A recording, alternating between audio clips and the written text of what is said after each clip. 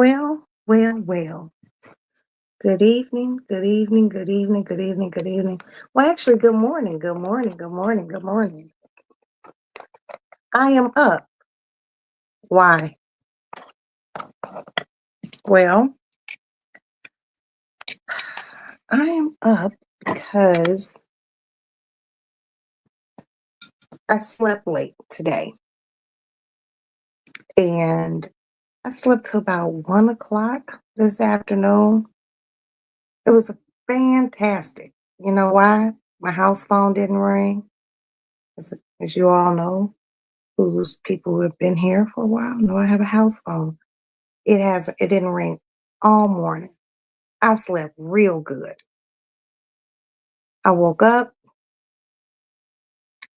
did my prayer, I had coffee, and I laid in bed.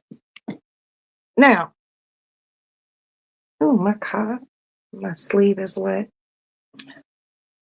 I knew that today, well, now yesterday, I was gonna have to leave my house and go get some cat food, which my son and I did. But unfortunately, it was raining. It rained all day. It was just one of really just the nasty ass days. So my son and I got cat food and we came home and I made some homemade buffalo wings. I have thawed some those little wingdings things. And I did that and made some French fries. And I just watched TV late in bed, watched TV and chill.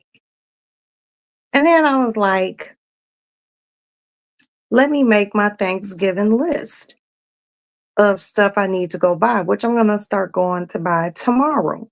So since I'm gonna go start buying my stuff for Thanksgiving tomorrow, I'm like, okay, cool. I made my list. And then I'm hearing something in my kitchen. I'm laying in bed, mad at my business. Maddie up. Maddie's home, okay? Um, and she's making some ramen, like some homemade ramen. I'm like, what you doing in my kitchen this time of night? But I let her make her ramen, but then I washed everything and I have to put everything up because that's my kitchen. And I know when someone's been in my kitchen. Even though Maddie knows how to keep things tidy, Maddie doesn't wash dishes or clean how I would do it. So I did it. So Maddie's in her room. Tomorrow I have to, it's a laundry day. I have to go to the grocery store and just laying in bed and I made a list on my phone of everything. So we ordered our honey baked ham. I ordered the honey baked turkey breast. Um, my sister-in-law is doing what do you call that? She's doing the dressing for me because like I told you all before, for the life of me, I cannot make dressing. Why? I don't know. It just always turns out so bad. And it's kind of disappointing because I feel like that's like the only thing I can't cook. So and I'm doing some greens and I'm doing croissants, those little French croissants that I showed you all, and I took a picture and put it on the Roxy's Lady Lounge Instagram page. I'm doing mushroom caps. I'm gonna do seafood mushroom caps and sausage mushroom caps, deviled eggs. I'm doing a pot of gumbo. Um, I'm gonna do a small loaf tin size of lasagna. I'm not even doing a big lasagna. I'm making chitlins, but I'm making them here at my house because I'm not cooking at my house. I'm cooking at my sister-in-law's house. What else? It's just a bunch of shit that I have to buy. Um, and there's this place that they make dirty rice, and it's really, really good. And I'm gonna buy their dirty rice from them to serve with, with my gumbo. Gumbo and dirty rice is really good. Don't count it out. Oh, and the guy who does my nails, Sam, he's back. I will be going to see him on the 22nd and get my nails done. He's probably gonna have to cut them. I'm gonna have him cut them down some because they are really, really long. And I know this nail right here probably has a fungus underneath it because I refuse to let anyone else do my nails. So when the gel raised, I put some crazy glue on it. So I know it's a fungus under it. And unfortunately, well, this is my nail. This one ain't my nail, but this my nail. And he'll probably have to cut it down. But hopefully he won't. We'll get that figured out. But I gotta get my nails done before Thanksgiving because I'll be cooking and using my hands and I don't need to hit anything. So I'm gonna have them cut them down some because I can't even make a fist. If I wanted to fight someone, it would just be a slap fest because I can't even ball my fist up. I feel like Wolverine. But yeah, so he will be back in the United States. I think he said the 19th, which is I guess today, but I can't go to the 22nd. I'm not even gonna fucking lie to you. What else is going on? I'm debating whether or not I should put up my Christmas tree early, but I'm not buying one of those big Christmas trees that I usually buy. I usually buy a huge Christmas tree. It'd be like damn near $400. It'd be a live one, but I don't think I want to do all that. I don't have little kids anymore. So I'm just gonna get a nice size Christmas tree. I done bought a few gifts for the kids. I've hid them in my closet. I did get Maddie her Gucci bag that she wanted. Oh, my cigarette went out. And just a few more little gifts. These kids are grown, you know.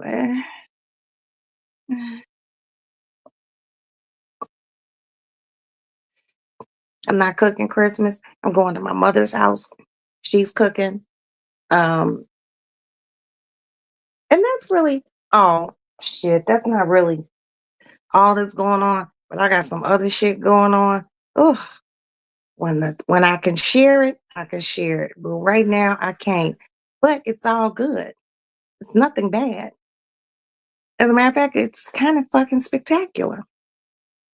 But I can't discuss it. But that's been going on. What else has been going on? Nothing. Nothing. Nothing. Nothing. Nothing. Trying to just work up. Hey, Tulsa. I was watching Tulsa earlier today and someone had an accident in front of Tulsa's house. And Tulsa was out there giving blow by blow what happened. And my ass was like, go closer. I can't see. I wasn't trying to get you hurt, Tulsa. It's just the natural, the I just really wanted to see it up close, you know. So are you cooking Thanksgiving dinner, Tulsa? And if you are, girl, start shopping now. Yeah, I wanted you to cut the light on. I didn't even say one. You were talking about till we see your shadow. We couldn't see the shadow. So then I was like, it was too dark. I wasn't saying it was too dark to see where the accident was. I could see that because that's where the street lights and stuff were. I could see that. But I did want you to get a little bit closer, you know. But fortunately, no one was hurt. And Tulsa was on the scene. What can we call Tulsa's news channel? T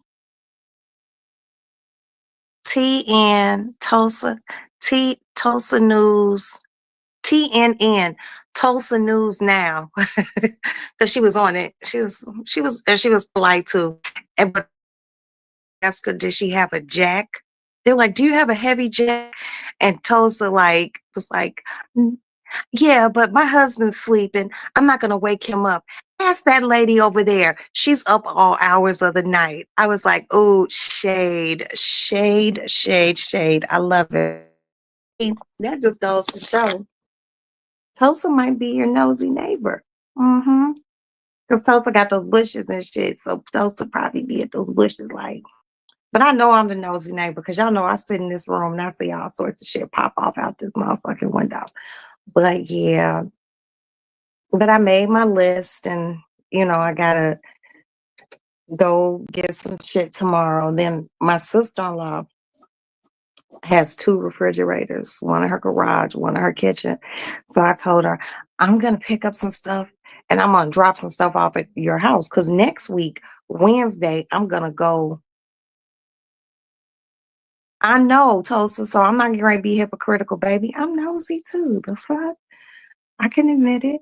But Wednesday, I'm gonna go to my sister-in-law's house. Not this Wednesday. I'm just dropping some food and stuff off that I'm gonna cook, get in the refrigerator. I'm gonna go to my sister-in-law's house next Wednesday and I'm gonna spend the night there because I'm gonna start cooking early Wednesday. Early Wednesday. And I'm gonna cook and you know, okay, I ordered a honey baked ham. Um, I ordered a honey baked smoked turkey breast, and I love it because they're already sliced. I'm doing um, I'm doing some duck, but I'm not doing a lot of duck. I'm getting like 3 duck legs, legs and the drums. I'm doing some duck. My sister-in-law is doing dressing. I'm doing some greens with smoke, the smoked meat in it, mustard, turnip, and collard. I'm doing the croissants, and I posted the croissants on my Roxy's Lady Lounge Instagram page, and I think I posted them on my YouTube community wall. I'm doing some gumbo, stuffed mushroom caps, and I think I said deviled eggs, and I'm debating. Oh, and I'm doing some mac and cheese. Okay, Tulsa said she is doing. I'm gonna do some mac and cheese, me a sweet potato pies, deviled eggs, greens with turkey, and I'm still working on it. Girl, I understand because that's how I feel. I'm missing something. Yeah, I'm gonna make the macaroni and cheese, and I'm debating whether or not, you know, do I want to do like some sort of roast? Just no, I'm not gonna do a roast. That's a lie. I wrote down on that list lamb chops. So I'm really hoping that when I go to this store, it's called the Wild Fork. See if you have it in your area. The Wild Fork, WILDFORK. I'm going to buy 2 bags. They have these lamb chops and they look like lollipops. And I think if they have them, which they're really hard to come by, I would end up having to get them at Whole Food. And that's cool too, but I like theirs better. And if they do have them, I'm gonna get lamb chops too, but I'm gonna put the lamb chops on. I have a grill out of my sister-in-law's house. It's called Traeger. It's a electric smoker grill. So I will probably put those lamb chops on the smoker grill, and I'm gonna do some garlic butter mashed potatoes and that's why I'm starting to cook on Wednesday. I mean, yeah, Wednesday. Oh, and I'm making chitlins, but my sister-in-law gave me instructions. I can't cook chitlins in our house, so I'm gonna make my chitlins on since I'm leaving Wednesday. I'm gonna make my chitlins Tuesday, and then they'll be all cooked. So when I come home Thursday, after Thanksgiving dinner, I can eat me some chitlins in the privacy and the comfort of my house. Oh, and my one sister-in-law, like I said, she's making the dressing because I make the worst dressing in the world. And my other sister-in-law is making her potato salad. And you know how they say, like, the woman of the family who makes the really good potato salad usually has like that fat on the back of her arm. My sister-in-law is not fat, but her potato salad is perfection.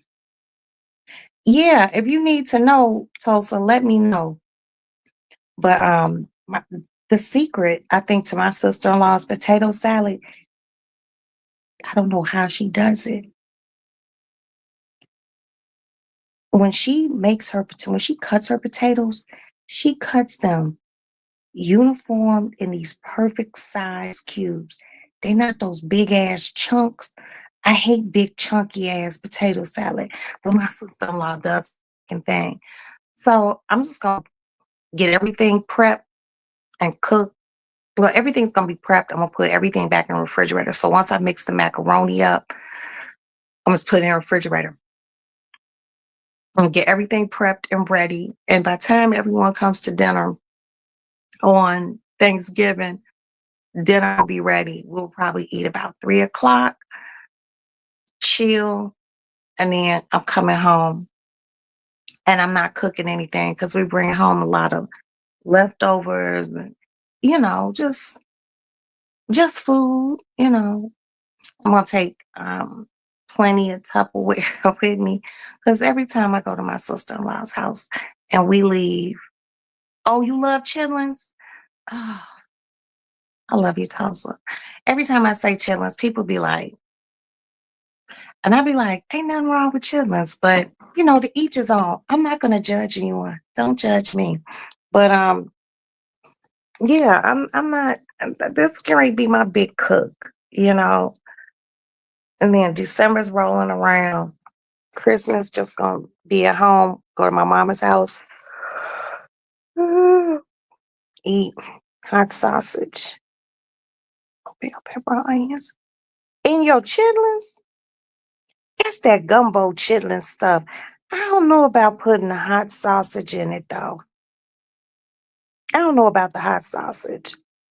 I just usually do the bell pepper, onion, and I have there's a method to my madness for cooking my chitlins. But I'm not gonna lie to you, Tulsa. My chitlins are good. They're really, really good. And they don't be those long ass stringy. Oh, okay. Okay, I got you. Yeah, we gotta have the hot sauce. But they don't be those long ass stringy chitlins. My chitlins be cleaner than the board of health. And I go through my chitlins and I cut them. I cut them in little strips because I don't like no long, stringy ass, long piece of chitlin. And I also cut my hog dogs up real good. But I'm just ready. I'm gonna make some crackling bread. So I have my work cut out for me on Wednesday. I want to be done with all my prep and everything so I could just be like, I'm gonna make my lamb chops Thanksgiving morning. I'm gonna put them on the little grill, get them all smoky and delicious, and and that's it. Who all is coming to my Thanksgiving? My son is coming in town, um, so he's going. Um, Princess might be coming. Um, she came out there for our end of the summer celebration, and I cooked. Then I cooked a shit ton of food. So I believe Princess might come. My attorney Dan is coming because he lives out there in the burbs, so he's gonna come. Um, and then my girlfriend Mika, who is gonna be assisting me on that Wednesday to cook everything. I just want to get everything done and then just be able to get in bed, play on my phone, relax, get up the next morning, and just boom, do the fucking do the whatchamacallit, do the lamb chops because I want to do the lamb. I don't want to do the lamb chops the day before because I want them to still be so succulent and juicy. So I'm gonna do them that day of. But so y'all know I ain't making no homemade mashed potatoes, right? Because I ain't got time. But I'm gonna tell you what. Bob Evans makes a pre-made mashed potato that is not a powder, comes in like a plastic container, and you can microwave it. So this is what I'm gonna do, y'all. I'm gonna open the potatoes up, right? I'm gonna wrap the plastic container in foil and I'm gonna put them on my Traeger grill so the potatoes will have a smoky taste. but I'm gonna add butter and garlic and all the goodness and a little salt. Cause with those potatoes, you have to dress them up. Cause otherwise they just taste like just potatoes with no seasoning or very little seasoning. So I'm going to dress them up, but I'm gonna wrap that container in foil and I'm gonna put those I'm gonna put it on that grill on that Traeger and I'm gonna let those potatoes infuse with a smoke, like with a smoky type residue type thing. And then when I get ready to serve them, I'm gonna put them on like a tray and I'm gonna put a dollop. I'm gonna lay the lamb chops out and I'm gonna put a dollop of potatoes on top of each lamb chop. So if you want to eat it, all you have to do is pick it up by the bone, bite into it. So yeah. So I got my work cut out for me. It, I know that Wednesday is when I wake up, God willing, next Wednesday, and I get up and I brush my teeth and I take my shower and gather up some things that I need for my house to take out there with me. I'm gone. I'm out there in the suburbs and I will probably go live to let you all know how I'm doing. And I'm happy that I'm cooking out there because I like to buy my lottery tickets out there. Because I bought a lottery ticket out there back in September. I won $200. Hmm. They don't be having those good lottery tickets in the city. So yeah. But I'm gonna get it done. I'm gonna get it done. What else is going on? I took my third, yeah, wait, I might have been second. I don't know. But I took my shot, my Ozempic shot tonight, which I'm up to 1 milligram. It really makes you so not hungry. It's kind of strange not being hungry because I've lost shit.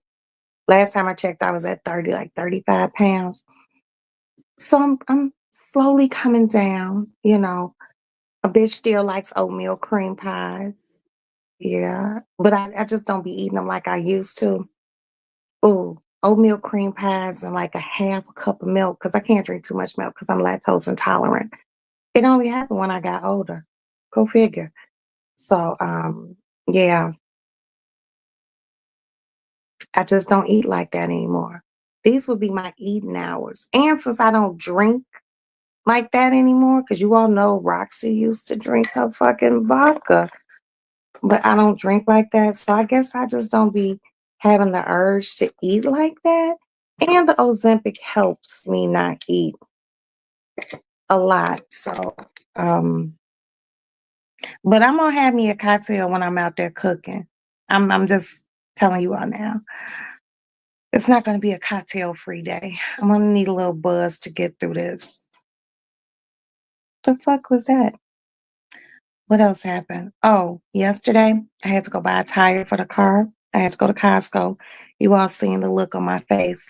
Quite disenchanted. If you all go to Costco and if you all get Costco tires, I'm just gonna let you all in on something. You only get a warranty on Costco tires when you buy four of them. Okay. And it's a 5-year warranty. But within that 5 years, if you have to replace any of your tires, you can use the warranty. You get a warranty on 4 tires for 5 years. I had to get a tire yesterday. And the guy told me, well, this is after this tire, your warranty is up. And I'm like, what the fuck does that mean? He was like, that means you can't get a tire at a prorated car. I'm like, God. He goes, oh, we'll do the patching. But if you want a tire, you have to pay the full price. I was like, all right. So I was like, so what do you can't like give us an extended warranty? He was like, ha ha ha, no. I said, well, how do you get an extended warranty?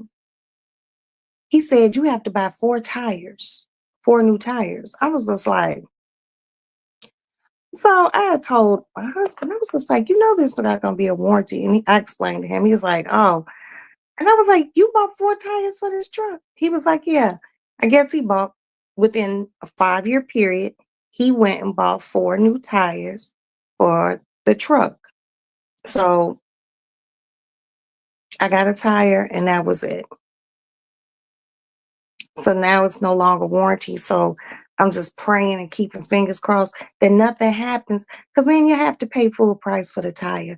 Full price for a tire for that truck is $200.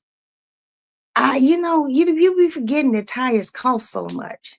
Having cars are great. They really are.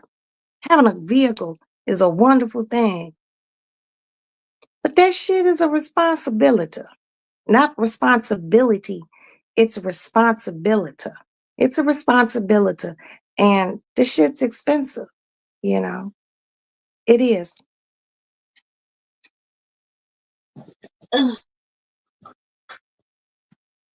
Someone had said to me once, oh girl, you should get Benz, you should get this.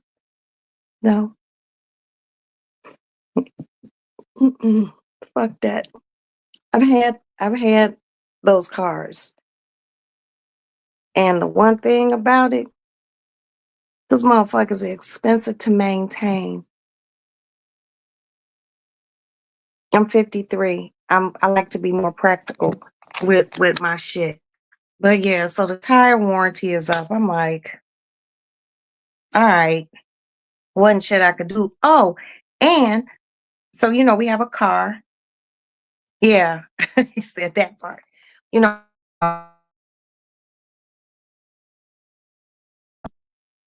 our window on the car, the passenger side back window got busted out last Wednesday, Tuesday night, going into Wednesday morning. Come to find out, there was a guy, my neighbors caught him on camera. There was a guy who was walking up our street on the sidewalk, on the passenger side.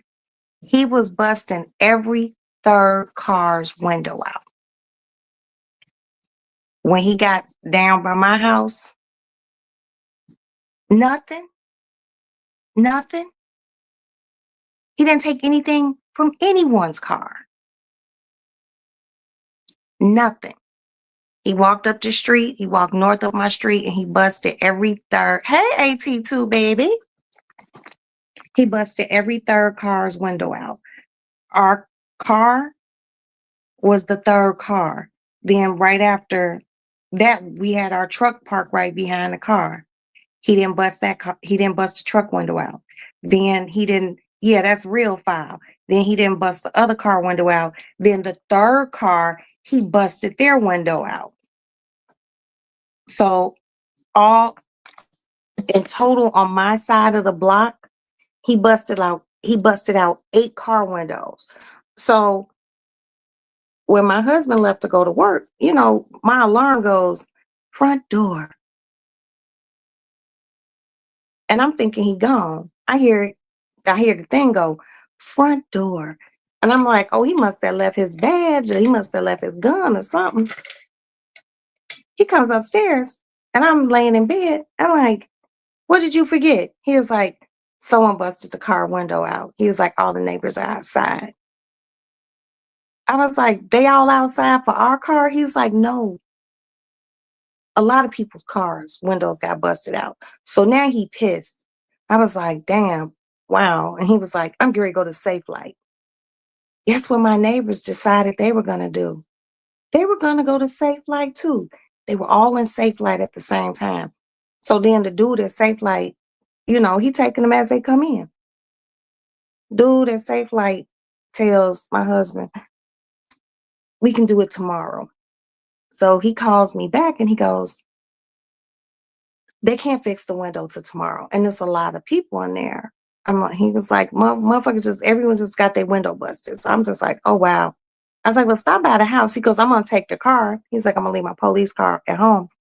It's like, I'm going to take the car and I'm going to park it in the police parking lot. First of all, you can't access this police parking lot. And if you climb that big ass fence and get in there to do anything to one of the officers' cars, you're in big trouble. So I was like, well, come get a black trash bag and put over it. So I guess my son, Aston took him a trash bag. He went to work and then he called me and he was like, my sergeant's sending me to a place to get the window fixed. I was like, okay, cool. Now, mind you, Safe Light was going to be $200. Where he went, 120, window got fixed. He brought the car back around to the house. He took it and got it washed and all the glass out of it. But it's just that time of season where motherfuckers just be doing dumb because I mean, this guy was probably mental because my neighbors, a lot of my neighbors have ring cameras and stuff like that, and cameras facing the street, all sorts of shit. And they were like, I got a lot of white people in my neighborhood. And, I talked to my neighbor and she was just like, he got one of our cars, because she has like this accent. I was like, damn, how people didn't take didn't take shit out the car. So, and guess what? This ain't the first time this has happened. Now I don't know if it's the same perpetrator, but whatever the case be, he got he got us busted that fuck out, didn't steal shit. You know what's crazy? I was like, yeah, I thought I heard a car alarm going up. I didn't get up and look out the window. But we don't keep anything in our car. Because like I said, this has happened before. I remember once I didn't lock the truck. And I'm sitting here in this fucking window, and it was summertime. And I lean up and I was like, is there somebody in my car? So Aston walks in here. I said, Aston, does that look like there's someone in the car? He was like, yeah. I don't know why me and Aston made it down. We were damn near pushing each other out the way to get down the steps.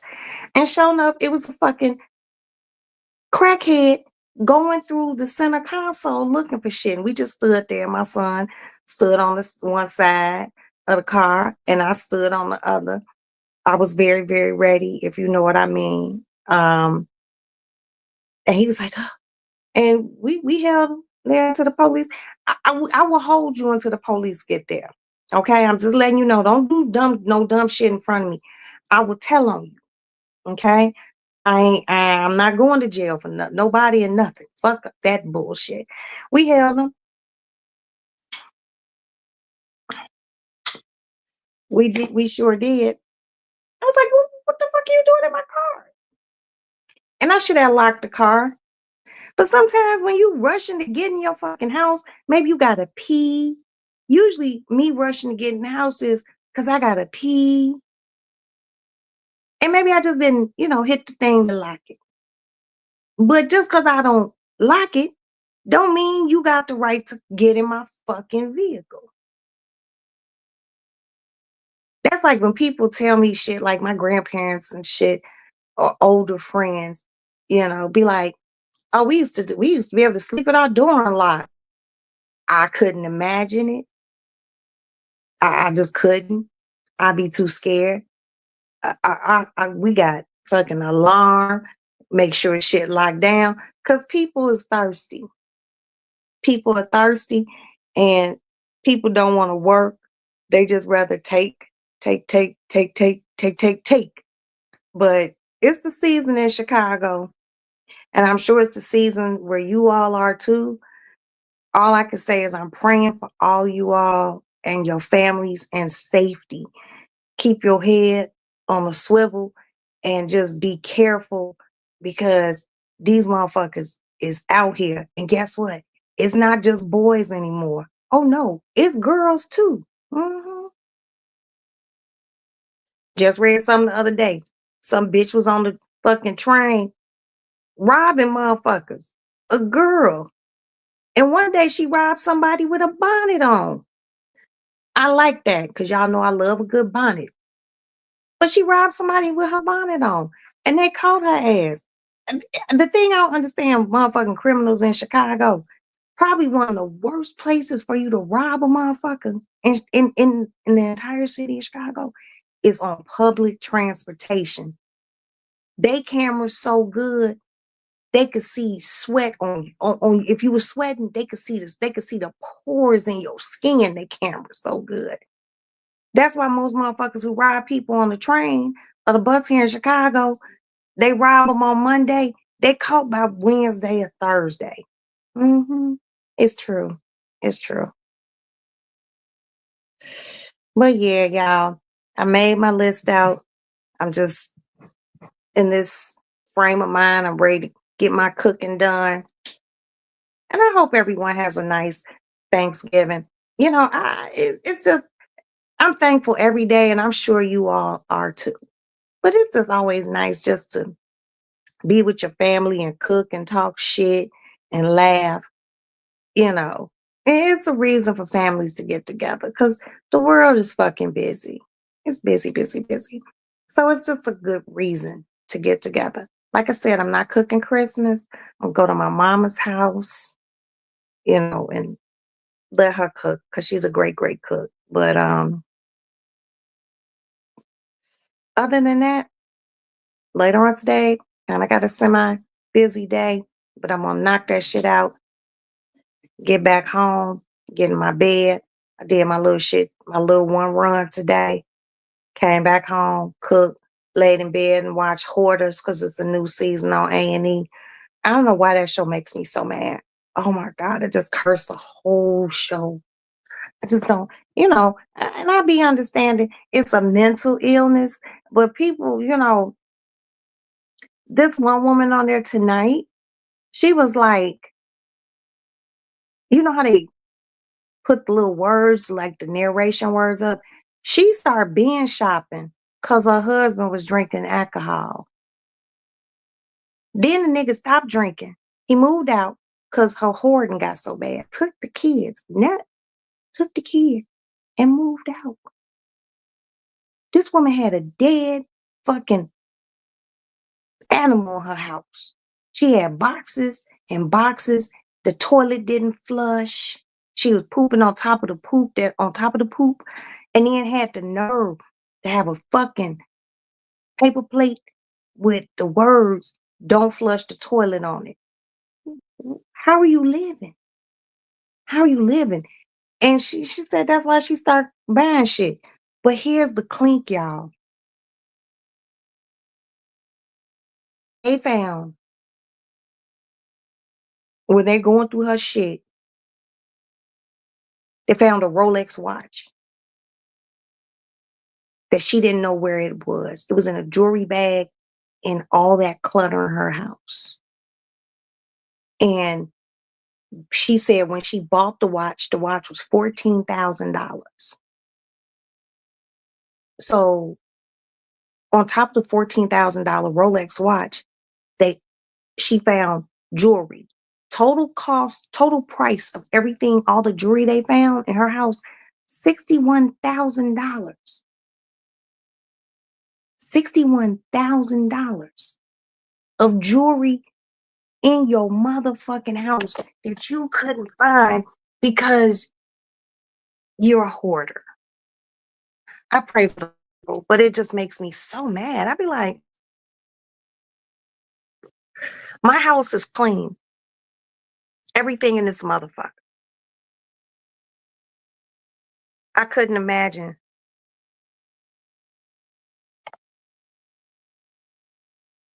being that upset that I would just have dead animals and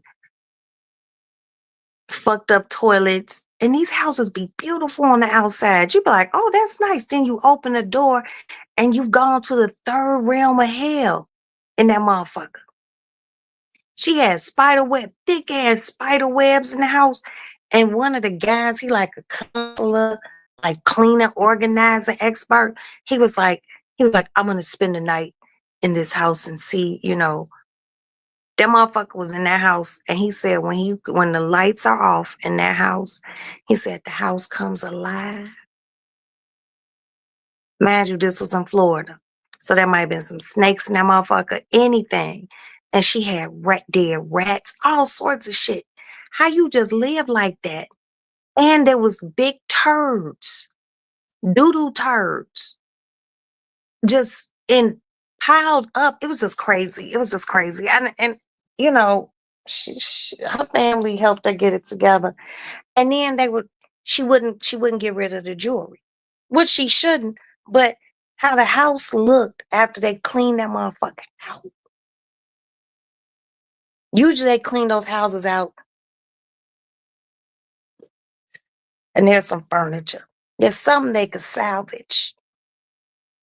They weren't able to salvage shit. And I was like, should I take that $61,000 worth of fucking jewelry? I would have sold it. And I would have paid somebody to come into the house and paint and, fix my floors and, get a bed or something. She couldn't even sleep. She been staying with her son because the house so fucked up. And so was the second lady. The second lady, she was here in Illinois somewhere. And she really, really pissed me off. This bitch, and I hate to call that woman a bitch because I don't even know this motherfucker. They cleaned this bitch house. And her husband, well, the first lady, her husband divorced her. And he was like, peace. And he took his son because he said his son was getting teased at school because he would smell so funny and bad because the house was the smell just stuck to him. Ugh, the funk of it all. So he took his son and he divorced her. The other lady, her husband didn't divorce her, but he took their sons and moved the fuck out. Moved out. Went and got him his own place. This cleaning crew came in. These motherfuckers had trucks, demolition trucks, like when you doing gutting of your house and shit, and you gotta throw shit away. They had like two big ass fucking trucks, and they came and cleaned this woman's house up, real real nice. Do you know this bitch complained because she didn't like the white couch in her living room, and she didn't like the bathroom. The bathroom was like, I don't know what color they painted it, but I remember seeing like the rug on the floor and the shower curtain. It was like some sort of purple. She was in tears, just boo-hooing and crying, with snot running out her nose, and she's shaking and shit. I'm like, bitch, are you fucking kidding me? These people took the time to clean your fucking mess up. And all you can do is cry because you didn't like a paint color. You fucking reckless ass, ungrateful bitch. I was like, let me give me a cup of coffee because that whole made me super duper mad.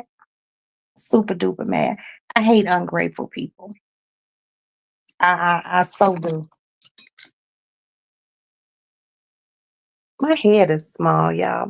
Y'all notice that? Oh, I got a pee head. But anyway, yeah, that bitch made me mad watching Hoarders tonight. I was like, you crying? And every room of your house was fucked up. I gotta give it to her. One thing, y'all. Every room was fucked up but the kitchen. But every other room was fucked up. The kitchen was actually clean. What's up, GB Smooth? What up, baby? Every room was fucked up but the kitchen. But these people, you you got strangers. And her husband, her sons came back home to help her clean up her house. And you crying because you don't like the paint color in the bathroom. See, that's some control shit. Cause see, I was listening to the psychiatrist lady on there, She was talking about how people who are compulsive hoarders like that have problems with control. It's a control issue thing. And I guess she felt like them picking that paint color was just out of her control.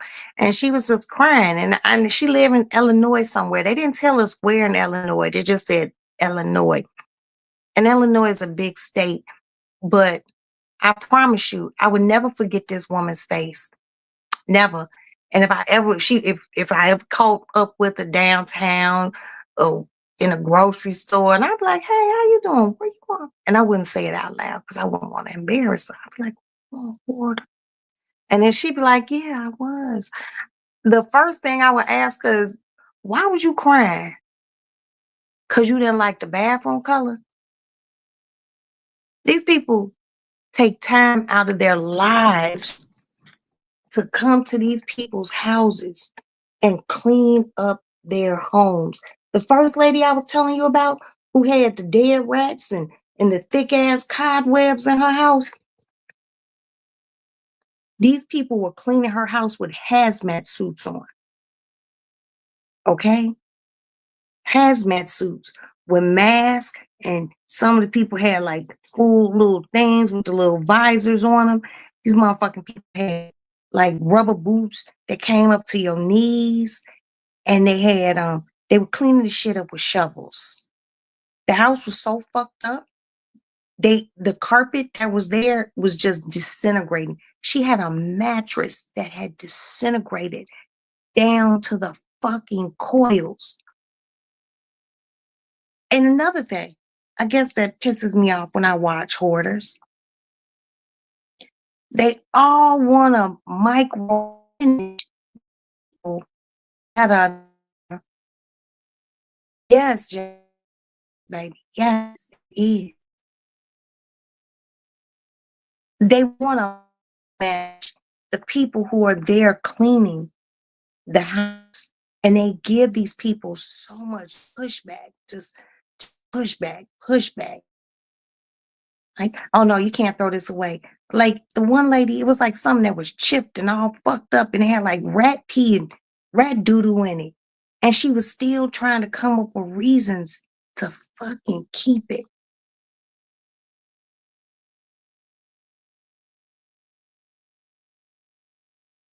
The fuck? That shit is crazy to me.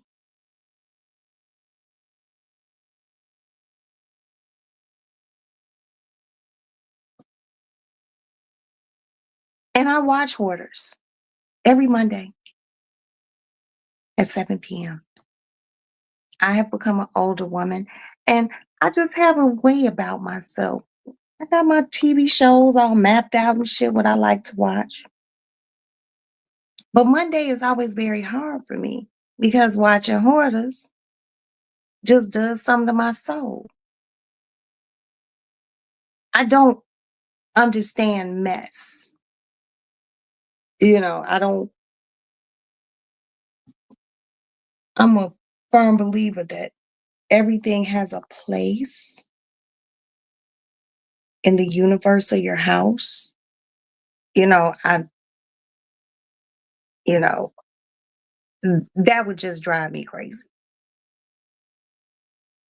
It really would. And some of these people's homes, like I said, on the outside, it's just like, wow. And then they open the door and they play that old suspenseful ass music. And I just be like, are you fucking kidding me? You got to be kidding me. I don't know. I just don't deal well with clutter or dirt, shit like that. I I can't. And then for your toilet not to work. And see, I don't realize something because I've been watching hoarders a long time. Those people whose toilets don't be working. I gotta sneeze. Hold on.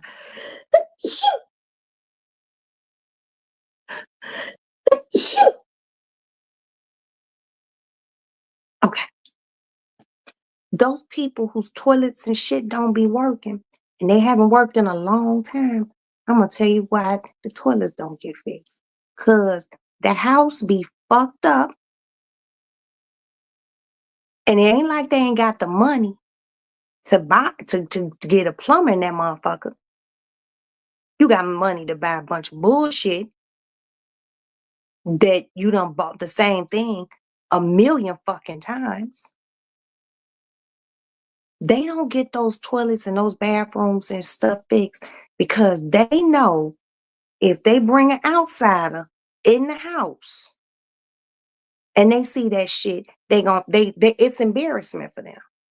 But if you embarrassed about something, then you know somewhere along the line, something, something, something just ain't right.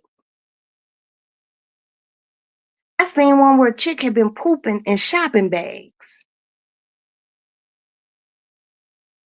shitting in the plastic shopping bags that you get at the store, peeing in jars and all sorts of shit. And guess how this woman got found out? Her family knew she had been hoarding, but they're just like, well, we can't help her. And she curses us out every time we tell her let's clean up. This one chick had been shitting in bags and her neighbors could smell it. And her neighbors called the city on her ass. And the city came in and walked in that, basically was putting notices on our door like, yo, we need to look in this house. So finally she let them come in. And they told that bitch, if you don't clean this shit up, we gonna condemn this motherfucker. We should condemn it right now. Some of these people on hoarders, their houses be condemned. They city, whoever come in, city inspector, state inspector, they come in and they condemn the motherfucker, and they give them a and they give them a time frame to get it cleaned. And if they don't, the city will put them physically out. I seen the hoarders where the city had put them out, and the motherfucker will break back in that motherfucker. That shit is scary. I'm gonna tell y'all this quick story. A few years back here in Chicago, there was an old black man and an old black woman, and they lived in a house on the south side. They were hoarders. Okay.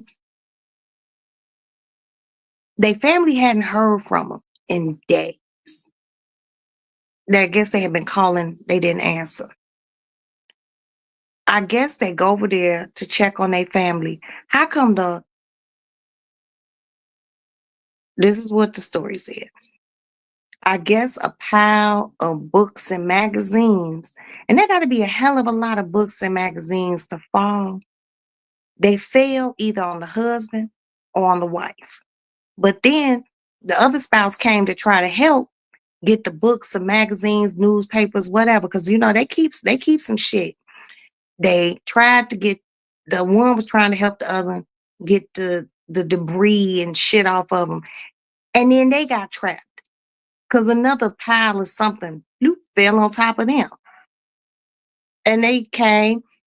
Whoever came to the house found them. They had to call the ambulance because these were elderly people, and they had to dig through the house to get them out. And they, got the old folks to safety. And they had to be in the hospital for a few days because they had been dehydrated, buried under books and newspapers, and God knows what else. And then the family was all on the news like, I don't even remember what the fuck they said. What do you say? What do you say? Because a motherfucker like me, if my mama was doing some hoarding ass shit like that, I got good doctors. I be done had someone declare her ass mentally insane. The fuck you talking about? And your ass will have to go somewhere until we can get your shit together. But the family came and people from the community came and helped the little old folks clean. They cleaned the house out.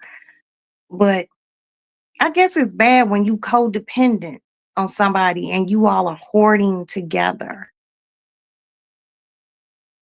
But they had been married a long time, and I guess they just start buying shit. A lot of these people, they stop at garage sales and all sorts of stuff, and they just bring it in the house, bring it in the house, bring it in the house.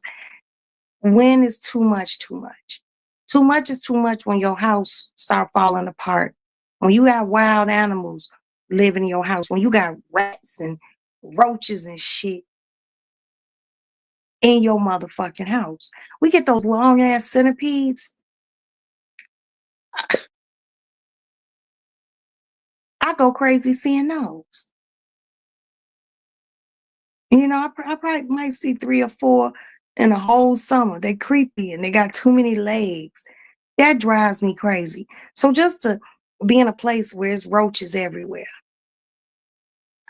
I would die. Oh, I gotta get some coffee. Yeah, that would just oh,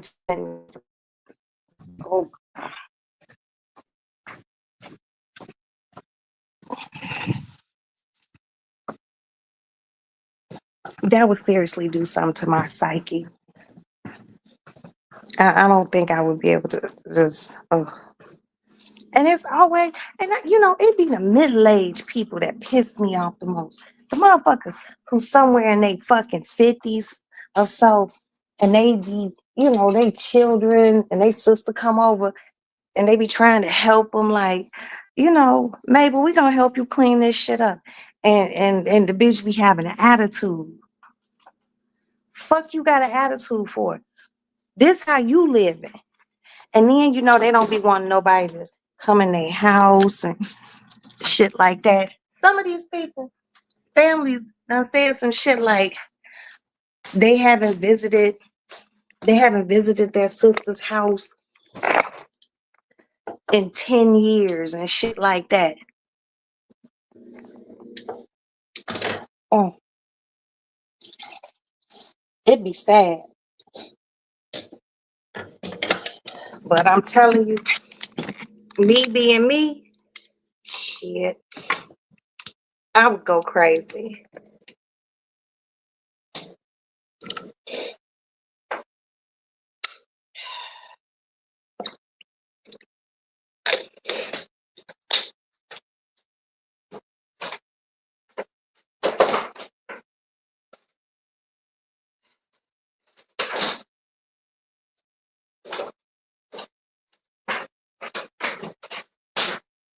That would just drive me nuts. But that's just me.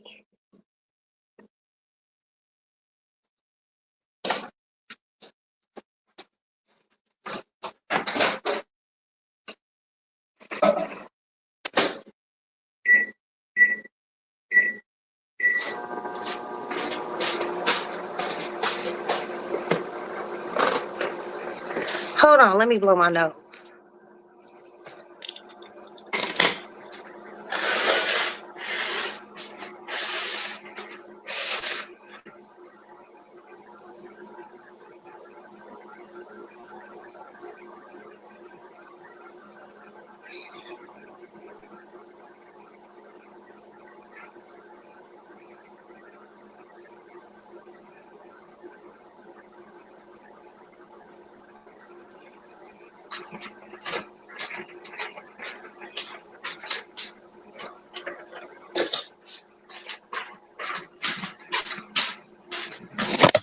Oops, I'm back.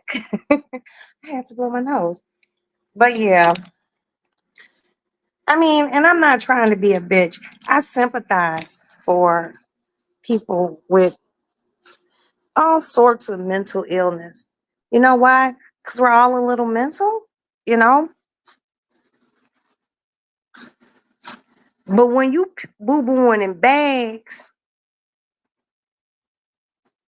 and pissing in jars because you don't want people to come into your house because your shit fucked up, you got a problem. You got a problem.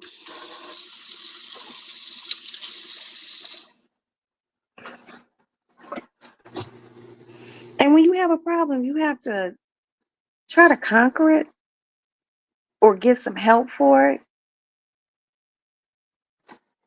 But I'm not living with no motherfucking roaches. Now, y'all know I got my cats, and I got chinchillas, and I got guinea pigs, and my house is clean. You can't even come in my house and be like, Oh, and I smell that house. It smell like cat pee. Use a motherfucking lie. And I'll fight you if I caught up with you and you said that. Know that to be for sure. Just I just there's just certain things I couldn't deal with.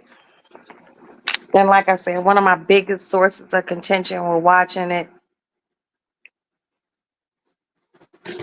is the people who they be upset that, you know, they be mad at their family, like, you're trying to control me. Like, lady,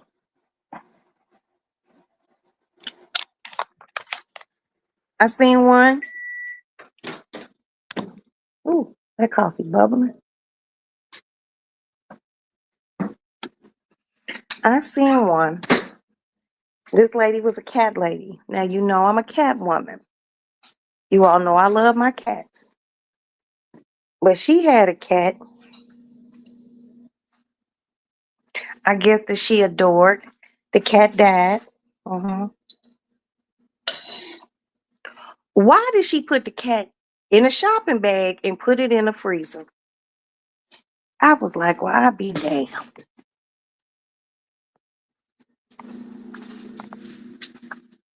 Hold on, y'all. I gotta get back up to the lady lounge with a cup of hot coffee in my hand.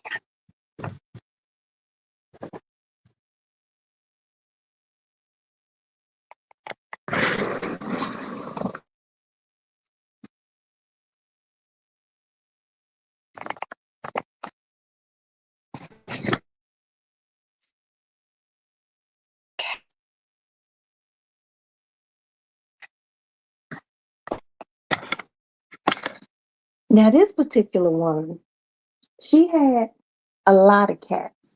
Like when they came to clean her house, they had to bring the animal control people because she had so many cats in her house. She had so many cats in her house and they had pissed all over her house that when they finished the cleanup, a structural engineer came in and said the house was unfit to even live in after they cleaned it up. And then they tell you about like what happened afterwards. They had to tear the house down. Just tear it down because of your love for animals and your love for bringing junk into your fucking house. Whew. Definitely, there is no family interaction. You know what, JB? There be family.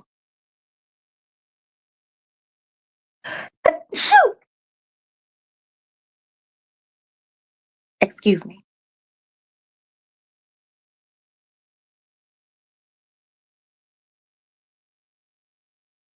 Okay, hopefully I don't have to. They do have family. It's just that when they want to see their family, they go to their family's house. They family don't come to their house. Like this one woman tonight, she was like in tears saying, my grandkids can finally come and spend the night for the first time ever. I used to love going to my grandmother's house and spending the night, you know? So could you imagine never having your grandkids spend the night at your house because your house had too much shit in it?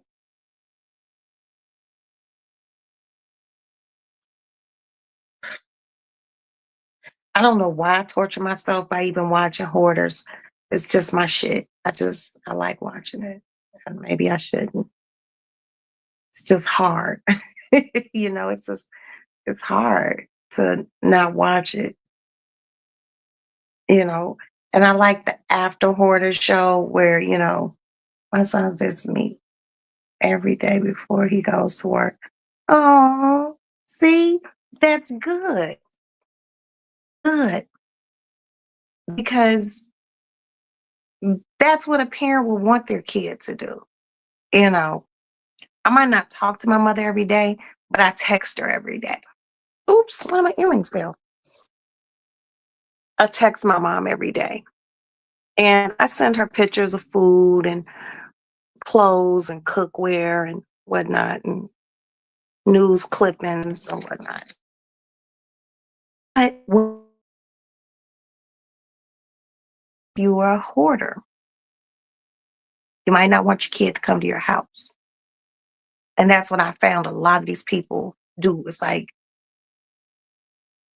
this one hoarders I seen, this lady only let her family come to her house in the summer so they could sit outside because the weather was nice. But they didn't even, she wouldn't even let them use the bathroom in the house. So, oh, JB, see, that's wonderful. That's wonderful. You want your kids to, be proactive. But you, JB, you have good sense. You know, you you have your children, you raise them, and you want them to be there to, you know, take care of you when you get old. But these people who be doing this hoarding shit, they ain't hearing shit they kids talking about. They will curse them out and everything, you know. And I'm I don't know. It's a tough show to watch. Hoarders really is a tough show to watch, but they offer them aftercare and stuff like that, and a lot of people keep up with it. I just, like I said, I like when they show that, you know, a year or two down the line, you know, like a follow up to see how these people are living. My house is very lit outside. Okay, your house is lived in. You have lived a lifetime in that home. You have raised children in that home, but you're not a hoarder. That's difference. We've lived here like 11, 12 years. Our place looks lived in. It's cozy. It's comfortable for us, but we don't hoard anything. And your son can come see you. You know what I mean? You might have to revamp your house because you want to, or do that. You're getting up there in age. You want to change a few things around. I can understand that. The shit like your toilet not flushing and you just pooping in a bag, in a shopping bag, and then putting it in a trash bag and just keeping it in your house. That's crazy this past summer. And that's that good purging. That's that good purging. I just did that. I just did that. You go through your shit. Like, I'm really not wearing this. I'm not gonna wear this ever again. I can't even fit this shit. And I take it to the Goodwill right up the street. I get my little receipt for the taxes and stuff like that. I don't believe in throwing things out unless, they just so raggedy that you can't wear them anymore. Why would you give that to someone? If you're not going to wear it, why give it to someone? That's just tacky, and it's really in poor taste. That's like when we have a bunch of mismatched socks. Um, you do have your keepers, yeah. I think we all do. I have a bag of mismatched socks. You know, good sweat socks, good socks, but you can only find one. So what I do is I keep all those socks and I put them in a shopping bag. And when the shopping bag gets full, I take them down to the homeless people and be like, "Here, brother, you hand them a bag of mismatched socks." They don't even care. None of them got no holes in them and ain't got no run down heels or nothing. These perfectly good socks that we can't find the matches to, the mates to. So instead of just throwing them away, because I know people who do dumb shit like that, like, I'm just gonna throw it away. I'd be like, "Nah, save your mismatched socks, give them to me. I give them to the homeless people." They appreciate that. They're out in the elements. If it's raining their feet get wet. If it's summer, their feet might get hot and sweat. So they got a bag of fresh socks. It might be two different white socks, two different patterns. I'm sorry, that was my chinchilla. It might be two different socks, two different patterns, but they both white and they both clean. And they appreciate that. You know, I don't believe in just throwing socks away.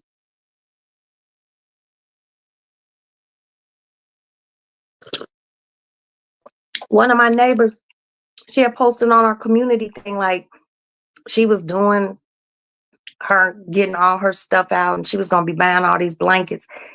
And she was like, and if anyone wants these blankets, they'll be, she said they'll be in in the back of her house in the alley. I was like, girl, I'll come get those blankets. I got those blankets and I took them straight to some homeless people I know. Cause she was like, if they don't, no one gets them, they'll just throw them away. How come you couldn't use your fucking brain to know there's a multitude of homeless people that who would appreciate that?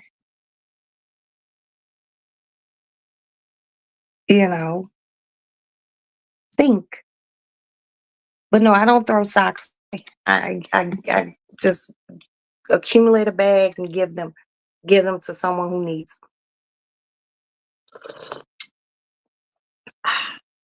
This coffee is really good.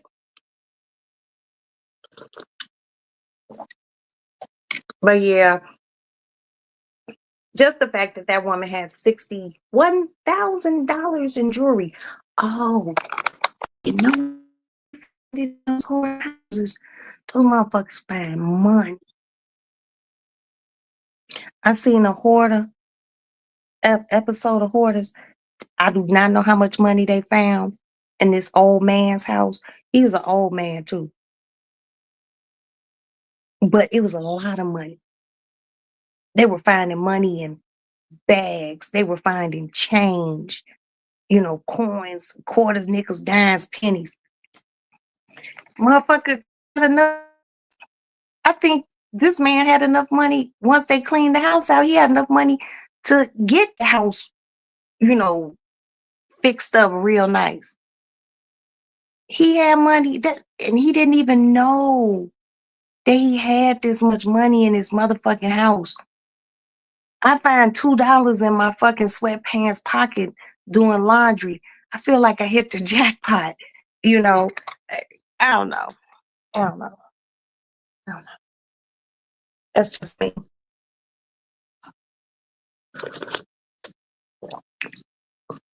But that be my Monday. And that be what irritates the fuck out of me on my Mondays. And my husband laughs at me and he goes, I love seeing you watch Hoarders. I was like, why? He's like, because I just love seeing the expressions on your face when you're watching it. And then I guess I do my own narration. I literally like sitting there talking to myself like, oh my God, are you fucking kidding me? And then I say things like, I would just burn the whole house down. I think I say that a lot. And I'd be like, oh, if that was my mom, I'd be like, hey, let's go out for dinner. And while we were out for dinner, I would have someone fucking torch it. For real. Because a lot of these people's houses be fire hazards.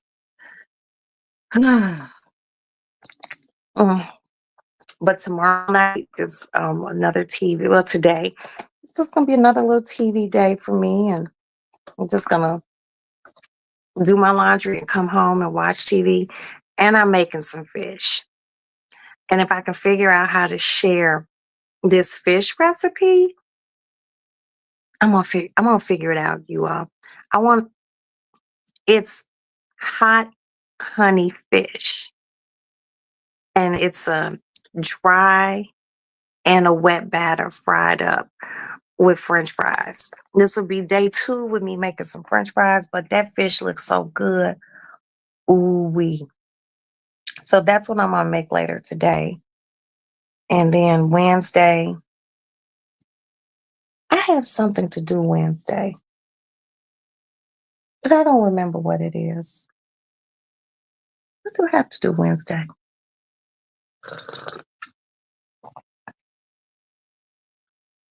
What'd you say, JB? I remember when I used to wash my children's clothes every time. I had to teach them to wash their own clothes. I know that's right. But just remember, just tell them, hey, if you get too many mismatched socks, just put them in a bag. Put them in a bag and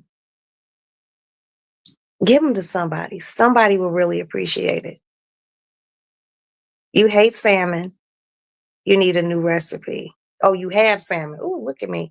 You have salmon. You need a new recipe. Well, how have you been cooking your salmon, BJ? How have you been cooking it?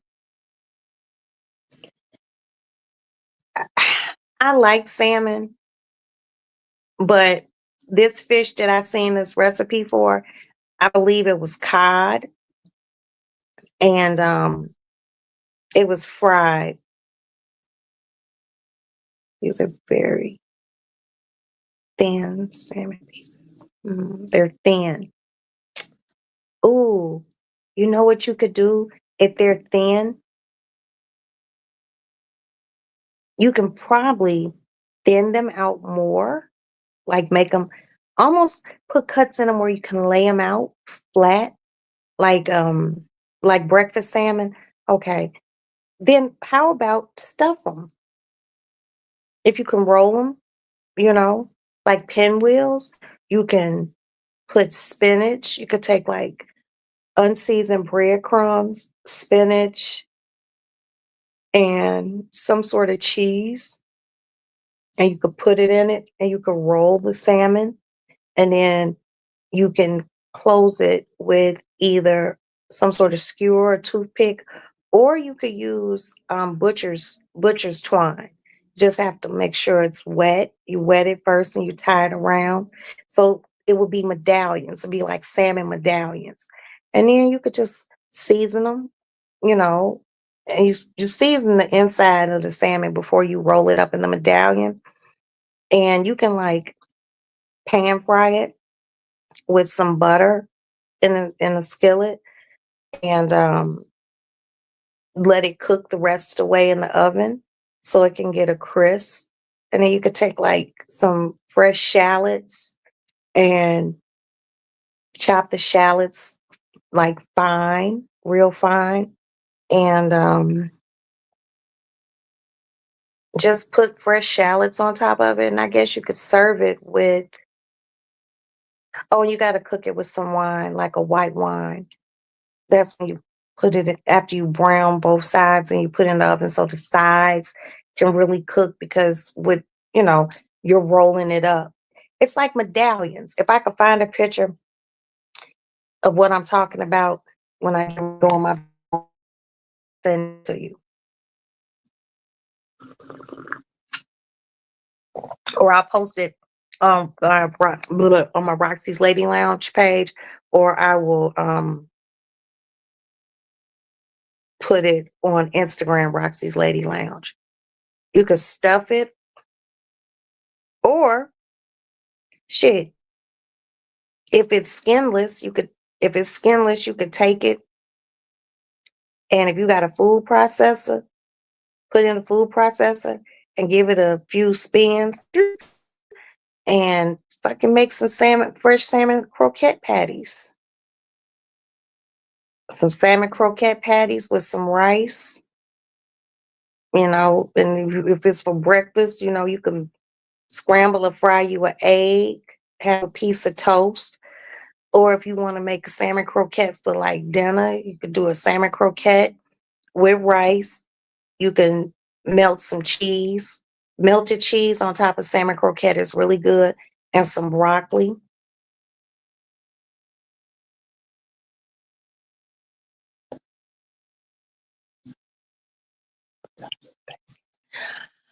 Mm, okay, appetizer for Thanksgiving with salmon. Okay,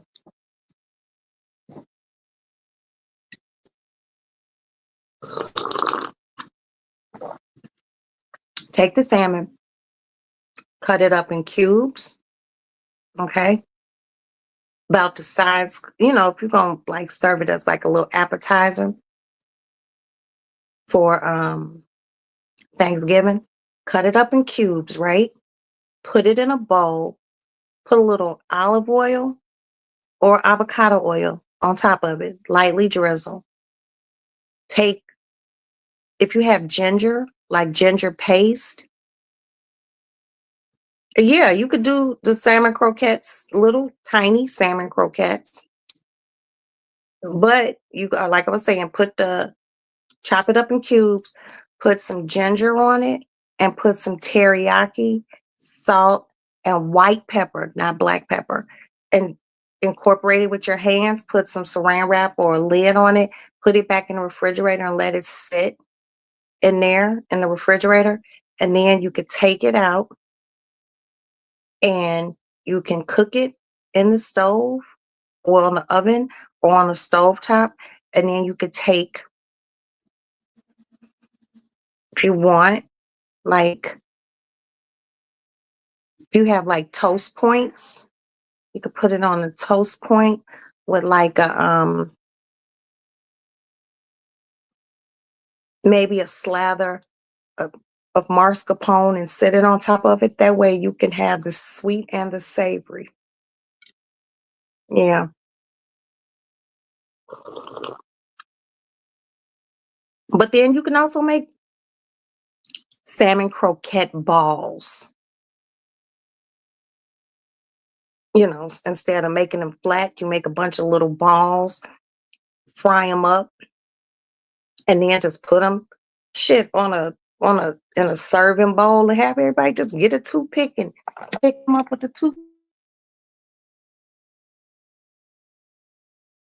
And you can make a sauce to accompany it if they want to put a little dipping sauce on it or something. Salmon goes really well with like teriyaki, salmon and teriyaki, or anything ginger. It's like you can never go wrong with either one of those combinations. Yeah, croquette balls. You take that fresh salmon, you blend it up in a blender or a food processor, season it, incorporate some unseasoned breadcrumbs in it, and an egg. Blend it up real good, and then take like a teaspoon or maybe a tablespoon, depending on how big you want your balls. Oh, that sounds crazy. But, and roll it in your hand and then lightly flour them. Use flour and a cornstarch mixture. And then just fry them in the pan like you would meatballs and then finish it off in the oven.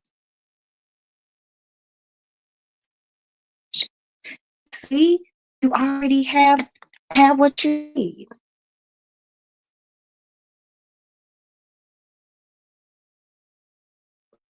And it's gonna be on, I'm sure your son, family at the house, man, gonna be around watching, football and shit. It's that's just a good little thing just to have pop in the mouth and keep on going. I'm telling you. But if I could think of anything else, I will post it on Roxy's Lady Lounge, or you can just come into my DM at Roxy's Lady Lounge on Instagram, spelled the same way it is here on YouTube. And if I can help you with anything, I will. Or if I can think of anything. But a lot of people don't think to have like little hors d'oeuvres and appetizers, you know, before dinner. That's first stop because it's done early. I know that's right. You know, I have never been one of those people who just go from this family member house to that. I have friends who do that. They be like, yeah, I got to go here and I got to go there. No, I'm going one motherfucking place. Like, I'm cooking at my sister-in-law's. Everybody gonna come there, they gonna eat. And when they leave there, they probably gonna go home. Christmas time, I'm going to eat at my mama's house. I'm gonna eat there. And when I leave there, I'm going home. I just can't house hop on no holidays. Plus, people be driving crazy and shit.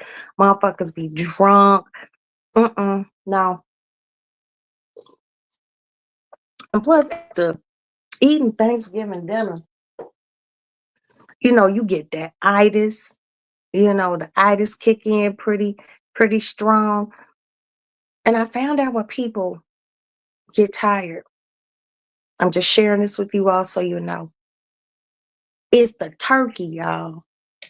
hmm It's the turkey. You know what? It's because there is something in turkey called L-tryptophan. And whatever that L-tryptophan shit is, it triggers like some sort of euphoria in your brain that causes your ass to be sleepy. But they all have different lives, girlfriends and boyfriends. Yeah, you're right. You're right. I'm just an old grouchy bitch. So it's just like, no, I'm not going nowhere but one place and back home. That's just me. I just don't want to be around a whole bunch of people. Ugh. Now, if my kids want to go other places to eat after coming to mama's, knock yourself out. I'm just not going. Motherfucker like me will video call your ass while you cooking. Hey, how you doing? What you doing? What you cooking? Let me see. I can't do all that. And people who house hop, they get a plate from everybody's house. So they should have something to eat for a few days. Exactly. Exactly. I mean, mm-mm. If I don't cook, I go to my mama's house. And that's it.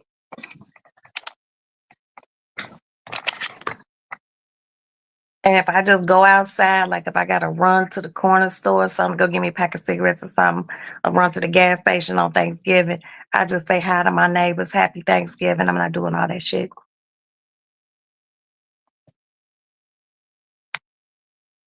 Oh, okay. I know that's right. So if you don't mind me asking, JB, what are these special dishes? I'm very nosy. I'm very nosy. And I love food. What are these special dishes that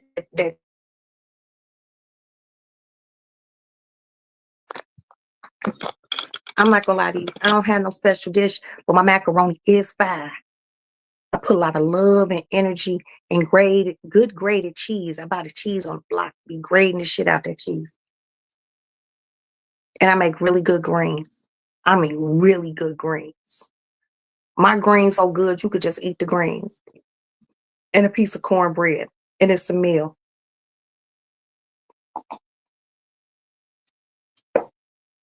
Y'all want to know what your special dishes are? I want to know. I want to know. But you know what? One of the big things for me for Thanksgiving, any big cooking, is when I finish cooking, I don't eat. That's how I prepare my greens as well. Ooh, let me tell you, I was using turkey butt until I found at this meat packing place that I go, they have smoked chicken drumsticks. They look just like, regular drumsticks, but they smoked. The meat hits different. So when I boil that chick, because I'm gonna buy about five of them, five or six, and I'm gonna put them in the pot and I'm gonna boil them. And once they soften up, I'm gonna take them out and I'm gonna take the chicken off. Okay, I'm gonna take the meat off the bone, and then I'm gonna do the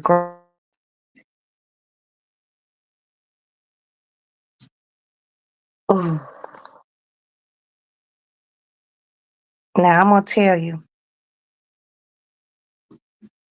I love chicken and dumplings. And I'm so happy it's getting colder because I make chicken and dumplings. That pot be gone in one day. My husband doesn't like chicken and dumplings. He says it's something about the dumpling that he don't agree with. Some people have texture problems with food. I don't. I love some fucking chicken and dumplings. That is such a good winter comfort food. Get you a bowl of chicken and dumplings, a paper towel, and some motherfucker. You know what? I'm gonna tell you the truth. No, I don't make my own dumplings. I take the shortcut. I get the pre-made dough and I roll that out and I make the dumplings. I just I'm not a baking person. I'm not good with like flours and shit like that. That's not my steez. Mm-mm. That's not my steez. I go buy some motherfucking Hungry Jack biscuits, like the Grand's biscuits with those butter flakes in them, and I roll those motherfuckers out. It ain't nothing but the Hungry Jack biscuits, like the Grand's biscuits. You buy a pack of Grand's, and was like 8 grand biscuits in there. So I buy 2 of them, and I bust that motherfucker open, and I take my little rolling pin and I roll them out. Get them a little flat, and then I just cut them with the knife, and I drop them right on off into that broth with that chicken in it. You done that as well? But I got a girlfriend named Kathy, and I've been looking for this bitch for a long, long time.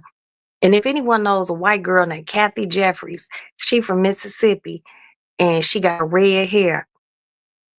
That motherfucker made the best chicken and dumplings I ever had in my life. And she hand rolled those dumplings out. I swear she didn't even make enough. I made her make make me another pot the next day. I saw people that make balls of dumplings. I don't think I like that.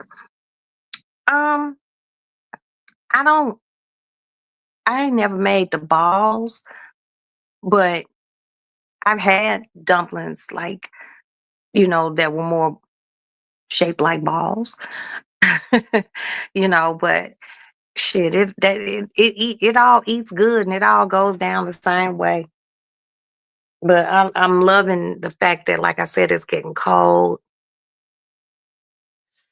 and you can make more. I don't know. It's just something about being from the Midwest, and you know you like flat roll. I like the flat roll ones personally. That's why I roll the pre-made dough out, and then I just cut them in little squares and bloop bloop pop them off into the whatchamacallit.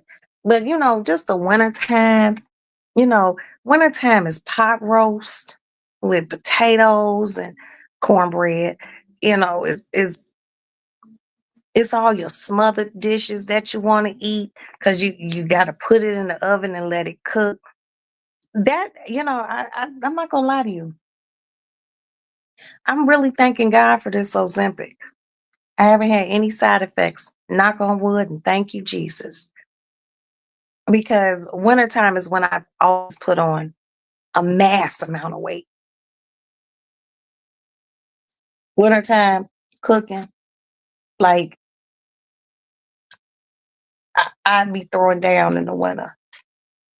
And my family don't have no problems eating no leftovers. I'm not a big leftover person unless it's like Thanksgiving, Christmas leftovers, something like that. But shit, wintertime is beans, you know, a nice pot of beans and cornbread, a hot water cornbread, or soups. I make a lot of soups in the winter, like chicken noodle soup, or I might make chowder because I know how to make homemade fresh chowder, seafood chowder. Just hard work. Yes, I eat chitlins, BJ. Do I eat chitlins? No, I fuck chitlins up. I don't just eat those motherfuckers. I fucks them up. Really, motherfucker. My family from the South, and my grandma and mama made chitlins, and I eat chitlins. I sure do. Eat barbecue pig snoot, pig ear sandwiches, the whole 9 yards. A bitch eat the whole fucking pig. I sure do. Now I know chitlins ain't for everybody, but whatever the fuck you don't eat, I probably will. And I love chitlins. I make chitlins 3 times a year: Thanksgiving, Christmas, and New Year. And I always do it for the New Year because my birthday is in January. And I like to eat me some chitlins. But when I cook chitlins, I have to fry a few pieces of fish, and I have to have some coleslaw. hmm And a piece of white bread, not garlic bread. Mm-mm, no,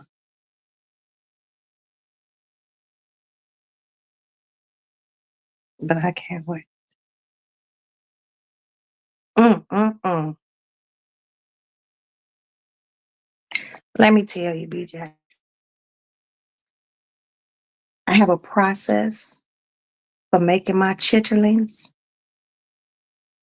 It's an arduous journey, baby. But when they done, ooh wee. After they all clean, and I mean squeaky clean, and I could see through them because you got to make sure you clean them real good. I do my initial boil down. I just put them in the pot with just water, and I let them boil down. And then I pour that water off, okay? And I wash the pot out. Then I put my chitlins back in the pot and my hog mogs. But I like to cut my hog mogs up because I don't like no big ass pieces of hog mog. And then in that pot, I put chicken stock. hmm I put chicken stock in there. I don't put water in it. Then I put my chitlins back in it.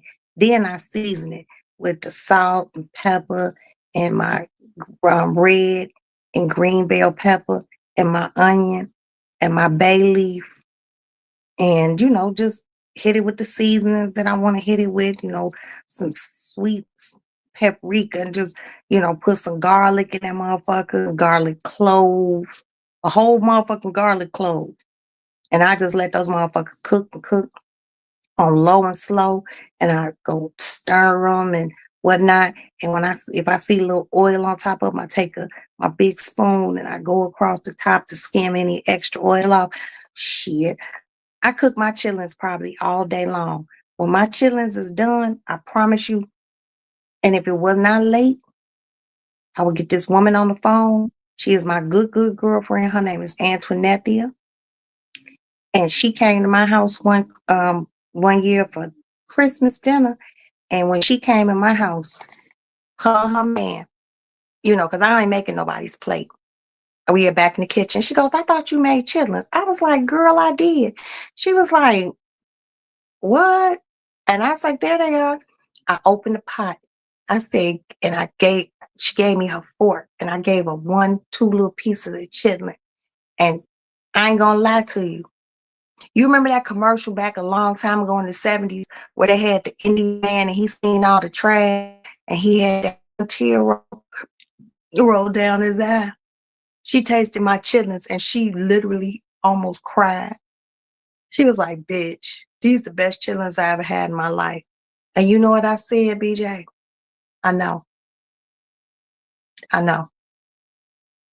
I throw down on some chitlins. I don't know what it is. I just perfected that shit. But they be good. Ooh, they be good. I can't wait. But my sister-in-law said no chitlins at her house, and I'm cool with that. But me and my sons will come back here and we'll eat chitlins. But see, my chitlins gonna be done by Wednesday. And my oldest son get here Wednesday, and I won't be here. So him and my youngest son asked, and they'll probably devour the chitlins. So I just gotta make sure I put my chitlins to the side and threaten everybody within an inch of their life. Don't eat these. These is my chitlins.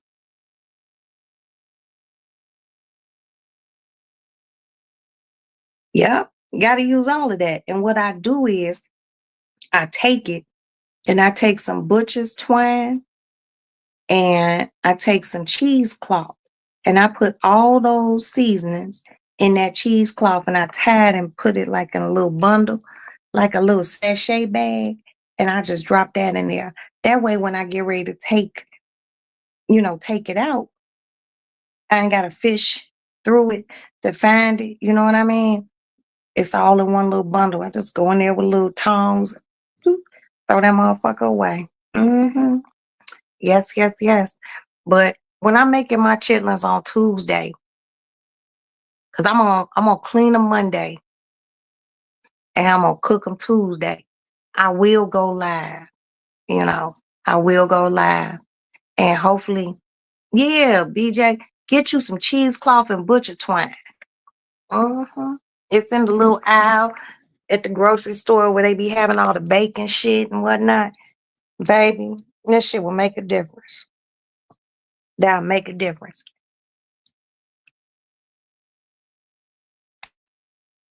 You gonna be eating your chitlins before Thanksgiving. Well, like I said, my chitlins will be done Tuesday, so I'm gonna be eating some Tuesday. But then Wednesday, like I said, I gotta go out to my sister-in-law's and cook. And like I said, my oldest boy coming in, and he love his mama's chitlins, so he'll probably be leaving him and my youngest son here. They gonna fuck those chitlins up. Period. They gonna fuck those chitlins up. So by the time I get back on Thursday, there probably won't be any chitlins left other than the chitlins that I put to the side for myself. But ain't nothing like chitlins. And you know what? I ain't even gonna lie to you, BJ. No, I'm gonna pick my chitlins up tomorrow. I'm gonna pick them up tomorrow. You know, a lot of people will say things to you like, "Ew, you eat chitlins." I don't say to them, "Ew, you don't eat chitlins." I done heard it all, slave food. Okay, because the master used to give them the undesirable parts of animals. But I'm gonna tell you the amazing thing about our ancestors. If Walmart has them, 1897, that ain't bad. But you know what? One of my girlfriends found some last, not actually, it was last month, and I probably should have went in. She found those motherfuckers for $15 a motherfucking bag. I'm only buying 4 bags. I ain't buying no more than 4 bags. Mm-mm. Hell no. Because if you cook too many chitlins, you want everybody to savor the chitlins and really want more around Christmas. Because like I said, I'm going to my mama's house for Christmas, but I'm gonna make my chitlins before I go to my mama's house. Because I don't know if my mama gonna make any chitlins. And her chitlins fire, but my chitlins better than my mama. My son told me. Um, Ninth, at a store here called Pete's. It's called Pete's Produce and Market. And last month, those motherfuckers was $15. This was more. What else? I mean, New Year seafood.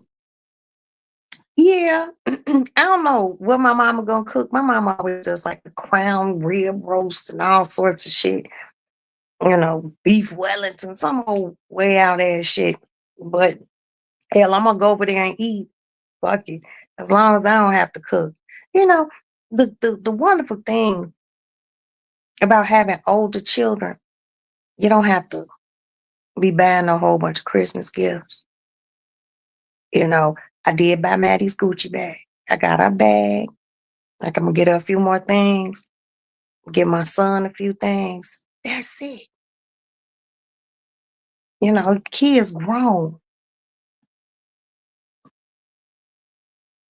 Thank you. You know, kids grown. Ain't ain't no more waking up at 7 o'clock in the morning. But those were good times. You know, waking up when kids wake up 7 to 8 in the morning, they be too geek. They want to get up, open their Christmas gifts and shit. You know, they be too happy. But those days for me are done. Now I have granddaughters, and they ain't even close. What, 2 months and almost a month? You know, they don't know what the fuck Christmas is. But as they get older, you know, they just get magic of the anticipation of Christmas. Kids really look forward, you know, as a child, I looked forward to Christmas. I loved Christmas. I still love Christmas. But now for me, Christmas is more, I just like my Christmas tree and, you know, putting all my Christmas decorations out. I have friends who have their decorations already out. And one of my friends, that bitch got a tree that spins in circles. The motherfucker's beautiful. It's nothing but Christmas. Oh,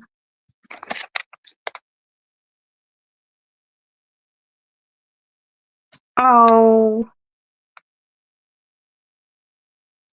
I know that's right. I mean, I guess like sleeping on Christmas Day to 11, 12 o'clock as my kids got older, you know, the later they woke up. But when they were little people, I swear I would hear them run past the door and they'd be screaming and Christmas, and they'd be so happy. And, you know, going to Toys R Us for months and months and buying shit and hiding it and wrapping gifts while they were at school. I like to see, I've always liked to see them happy, you know, on Christmas. And my kids have always had some dope ass Christmases. The last dope Christmas that my kids have, you told me you have a son my age, so you remember how anxious and happy your son used to be. I was that person. I remember before I found out that Santa Claus didn't exist in my bedroom, how my bed was, the window was like more towards the end of the bed. So I would sleep on the other end of the bed with my curtains open because I thought Santa Claus was really gonna come. And then I found out there was no Santa Claus. And then I shared it with my sisters. And how I found out there was no Santa Claus. Well, I know you remember, BJ. And I don't know if people in the chat remember. Sears used to have the Christmas catalog, the Sears Christmas catalog. Every every child's fucking dream. And me and my sisters would like sit on the floor in the living room, and they would that catalog would get delivered. You would get a catalog like in September, October, and we would take my parents always had legal pads at home. Those yellow legal pads, and we would write number one, Barbie Dream House. Number two, and you just write your Christmas list, and you would give your parents a Christmas list. And, you know, my parents would be like, well, you better not act up because, you know, Santa ain't going to bring you this and ain't going to. But lo and behold, Santa came through every year. Then I found out Santa was my mother and father. And I'm going to tell you how I found out. So where we used to live, we lived in this condo. And it was really a nice size. But there was this one closet. It was at the end of this hall, right catty corner to my parents' bedroom. It was a big ass closet.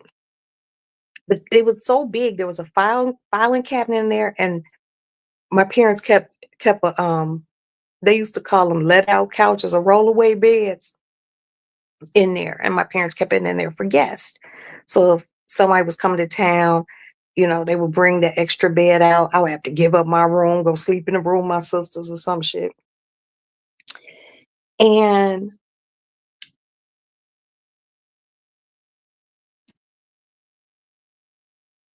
I had noticed, when you think back on shit in retrospect, I noticed that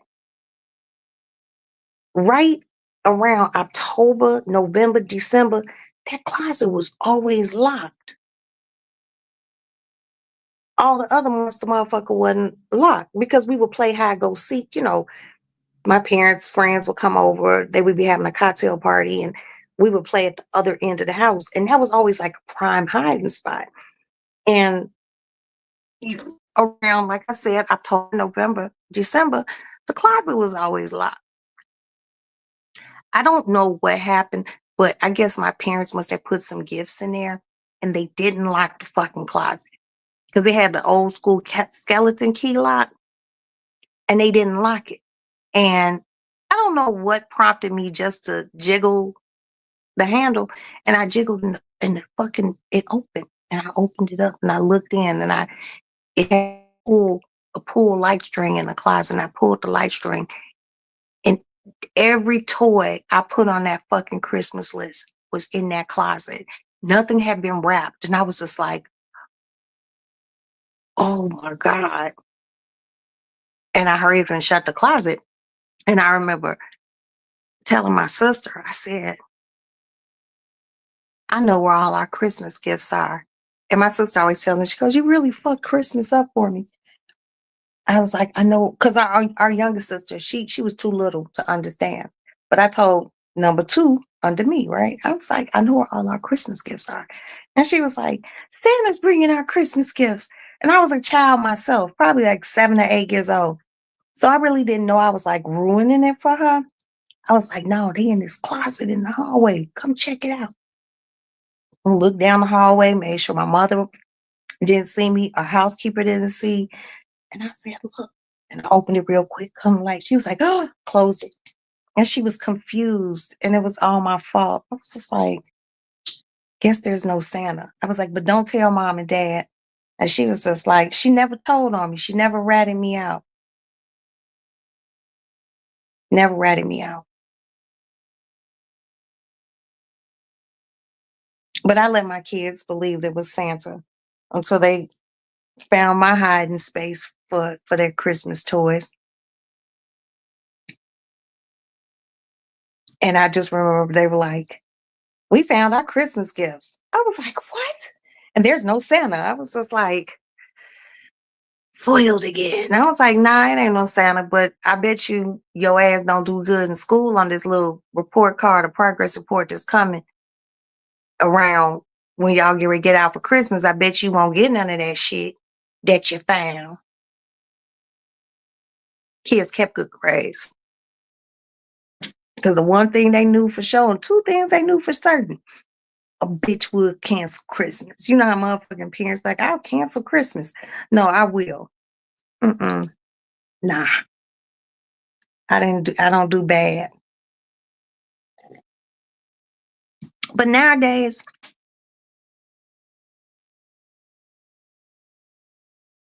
like they don't even have toy commercials anymore. Not for real. We used to be happy as kids. You come home from school, you get you a snack, you watch TV, and you get to see the toy commercials. You be like, oh, that's a Stretch Armstrong, or that's a new big wheel or a green machine. You would see all this stuff. These kids don't have it, but they have opened up a few Toys R Us. Okay. They opened up a few because these new kids, just didn't get to see the magic of Toys R Us. And I think that's sad. Toys R Us for children is the equivalent of going to Saks, going to Macy's, a good steak. And these kids didn't have that shit. One of my friends is like, well, they still got toys at Walmart. It's not the same, bitch. It's not the same.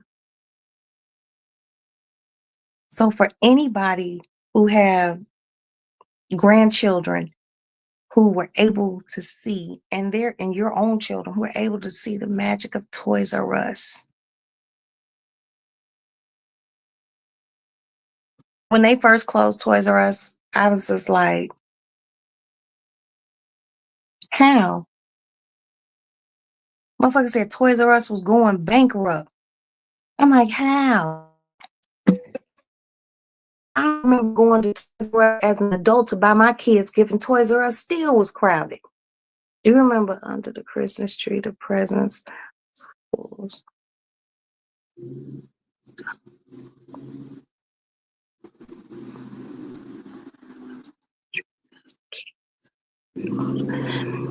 You know, my parents, we would have a lot of shit under the tree, but you know what I really used to like? My parents used to really put stuff in the stocking. You know, the stockings, we had a fireplace. My mother would hang the stockings on the fireplace. And they really put stocking stuffers in it, because they would stuff it with little knickknacks and shit. Now my kids are older, so like I put a gift card in there, a cute keychain, some lip balm, hand sanitizer, maybe some new gloves. You still have stocking stuffers. That's good. That's good. You know, I don't know. I'm kind of traditional with my Christmas thing because I really fuck with Christmas. I really like Christmas. And I don't know if it's just the coldness, it's the coziness, and Hallmark be playing all those perfect Christmas stories. And I just like to lay in my bed now and watch that shit. But I have a Christmas party to go to. Yeah, next month. We have to go to my husband's Christmas party. And I'm debating what am I gonna wear? Now I've seen a really cute dress. It's gold. It's Banana Republic makes it, and they do have it in my size. I screenshotted it. So I'm gonna post that. Hopefully it's not too big to go on the my YouTube community wall, but I'll post it, and if you all think it's a go, let me know. If you don't like it, just be like, fuck no. I respect that. But I'm gonna be posting a few dresses because I want to be cute going to the party. We didn't go to the party last year, and then we didn't go the year before that. And then I think one year was canceled because of C-19. You said Christmas brings out some. Yes, our generation. You know, never a truer word has been spoken, BJ. And that's true. That's very, very true. I wish every day could be like Christmas because people be all loving and happy on Christmas. But did you all know thanks holidays, in particular Thanksgiving, Christmas, and Valentine's Day? Those are the largest domestic violence days of the year. Yeah. I remember when my husband did patrol. He does not do patrol anymore. It's many, many, many years ago. He would just tell me about how Christmas time, one baby mama would get into a fight with the other baby mama, and then it'd be the drunk uncle who would get into it with motherfuckers and shit like that. And then the family comes together and everyone figures it out.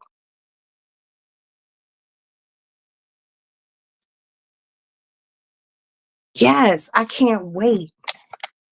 And you know what? I'm losing weight, as you all know. That fucking Ozempic has made me lose weight, and my feet have shrunk. So I was getting a fat foot. And the problem with a fat foot is those expensive ass shoes that I have in my room, I couldn't fit my Louboutins. They were mad uncomfortable. I was struggling in them. But I tried my pair on, my sassies, foot went in those motherfuckers like butter. So now I can wear my lubes again. But where? Just to that party. Just to that party. So I'm gonna put up gold. And if I don't wear gold, I don't know what I'm gonna wear. But I'm gonna post some pictures. But I love a good Christmas party. And they always have a nice one. And I always get my hair done, get all gussied up. You have 100 pairs of shoes any longer because your diabetes. Girl, I don't have nowhere near 100 pairs of shoes, but I got a bunch of Louboutins. And it's really kind of fucked up because I got them, don't wear them. I just wanted them. But two pairs of my shoes in particular, I haven't been able to wear because I put on so much weight and my feet got fat, you know. But I'm so used to in the wintertime slipping on my surreal boots because it be cold. I don't be trying to be cute when it's cold outside. I will put on a good old sturdy pair of Timberlands and take my ass smooth on outside. But the Christmas party is special because I get all gussied up and I'll let you all know. Uh, I wore. Wow. Girl, yes, they don't sell them on eBay. Fucking diamond store here. Like those places like the Real and stuff like that. You please. And you can like give them to those places that like let people wear stuff and return it and stuff like that. I'm telling you, get you some money for all those expensive ass shoes. Shit. You definitely can't just throw those away or just get those to the Goodwill. Fuck that. Look for a consignment shop. They got those nice consignment shops where you can take this lip gloss out.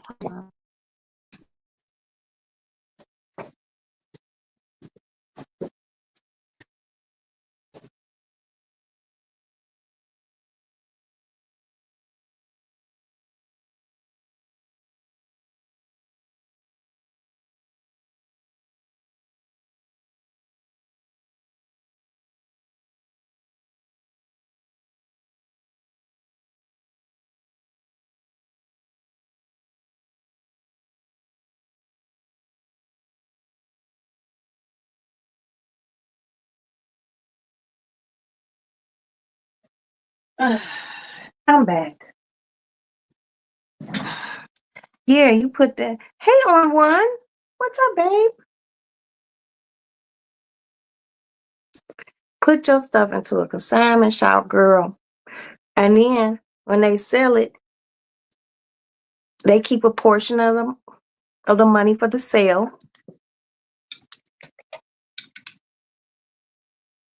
Better. They keep a portion of the money for the sale and you make a few dollars. Shit. I'm just happy that I done lost enough weight to fit in my shoes.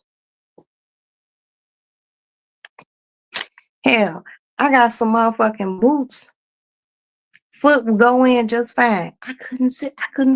My fucking calves had got big. I couldn't zip them. And now I can wear them.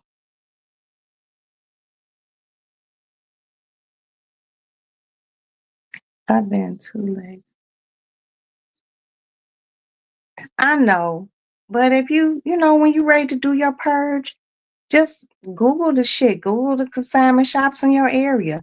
Then you take it and they give you a price of how much, each thing costs, and if they could sell it, make your money. Hell, you got 100 pair of shoes, and I know you probably have some good designers in that 100 pair, if not every last one of them. Girl, you better make some money off those shoes. Shit. Maddie was like, "Are you ever gonna give me?" No, because I don't think you're ever gonna have a size 10 foot. Um, and yes, I do wear a size 10, and I'm 5'2".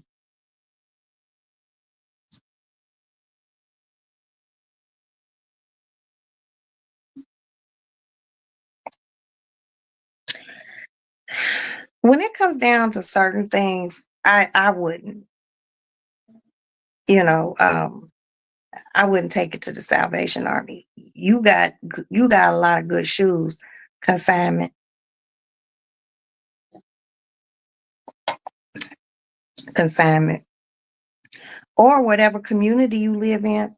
Hell, if y'all got like a community page on social media, like especially like Facebook, put it on there. Size such and such shoes, and you price your shoes based off the wear of them. You know, make some money off of it. Shit, because I'm not even gonna sit here and hold you. I have a lot of one type of shoe, one literally, and that's it. Cause I don't know. I guess I'm in the house so much. I just wear house shoes. And in the summertime, I don't wear nothing but flip flops. And if I'm not going anywhere and I don't have no reason to get dressed up and put on heels, I just don't. I just don't wear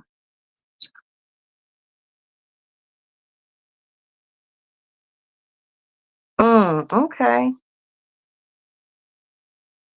I don't know, but what I will do, BJ, is look into some places. I don't know where you live, but I'll look into some places to give you some ideas of what might be in your area where you can do. Oh, you know what I just thought about? Mm, I know you want to make some money, right? But if you don't want to make any money, if that's not the motivation, you know what you can do? You can donate the shoes and other stuff to like women's groups that help women get back on their feet to get in the workforce who might need, you know, office type clothes to wear, get ready for job interviews and whatnot. They might need, a good suit jacket, a nice blouse, some slacks, a nice pair of shoes, and you would get a really good. That's a different type of tax write off than like just taking it to the Salvation Army. hmm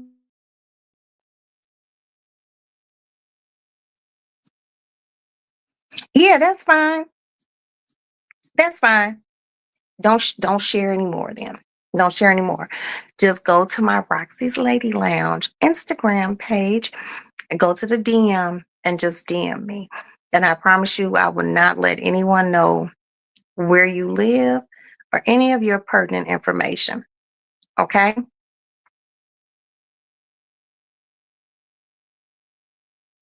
Yeah. Well, it's not the same time, but depends on where you work. Like if it's one of those tech places, because there's a Google here, like a Google like office. It's not even an office. It's a whole fucking big ass beautiful glass building.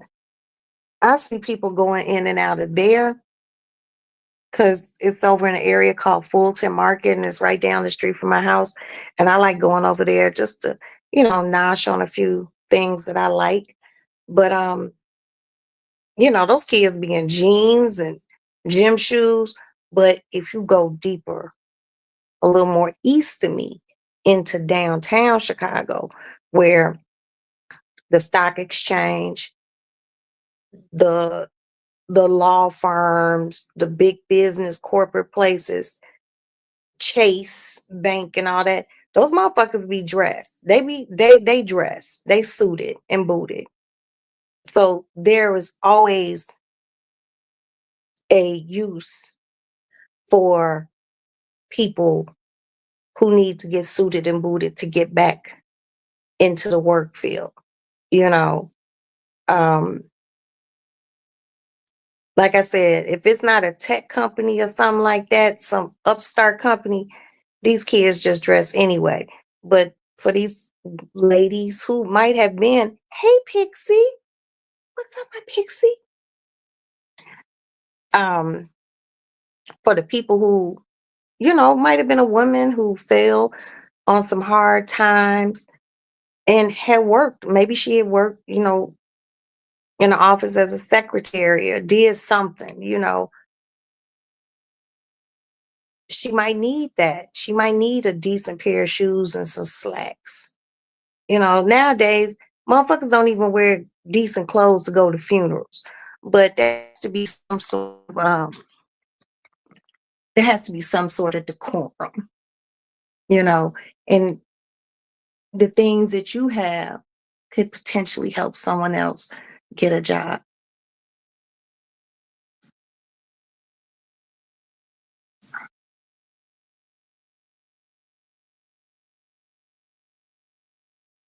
I mean, I heard people who worked in corporate like be like they would have like a casual Friday or something like that. But there are still places that hold people to a standard of looking nice, going to work. I love one of the things I love is if I have to go somewhere early in the morning and I have to go into downtown Chicago and seeing all the people, dressed going to work, I don't know, it's just me.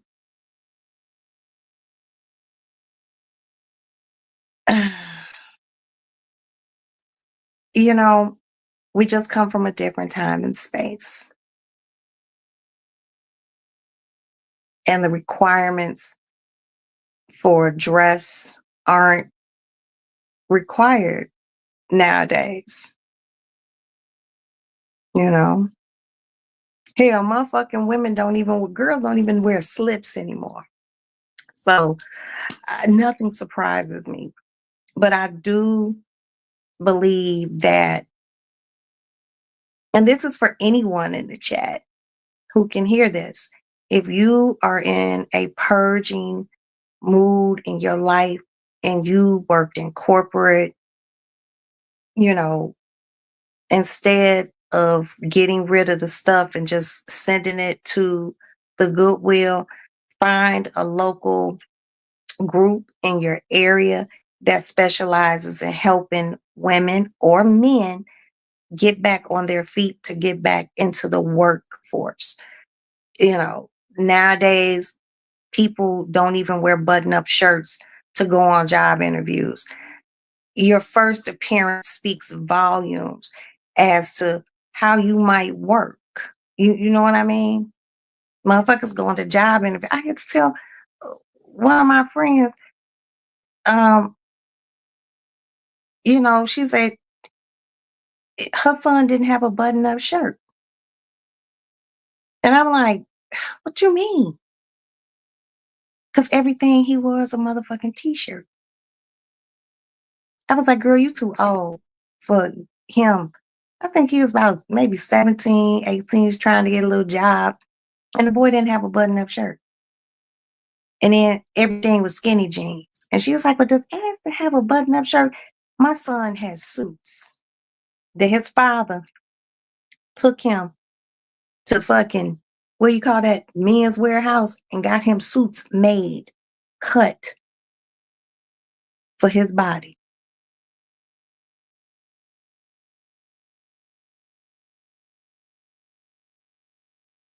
Wow. I'm telling you, JB, look into that because there's women who need it, who are really trying to get back out here and know they just can't, you know, they don't want to just walk into a job interview just looking common. There's women out here who need slacks and skirts and blouses and blazers and a decent pair of dress shoes.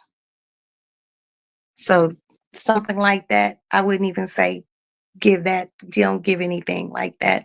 Not even to consignment. Maybe you can take a few things to consignment and then other stuff, donate for a loftier cause. Mhm. When my kids were little and they would outgrow their clothes, I used to wash the clothes and I would take the clothes to like a woman shelter where women would be with their kids because some of those women have left situations where they had to leave everything, including their kids, everything, you know.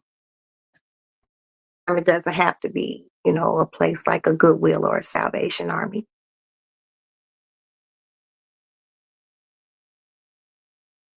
Yes, Miss Tulsa. We still up, girl. I'm just not sleepy. I slept late as fuck today. Thank you so much.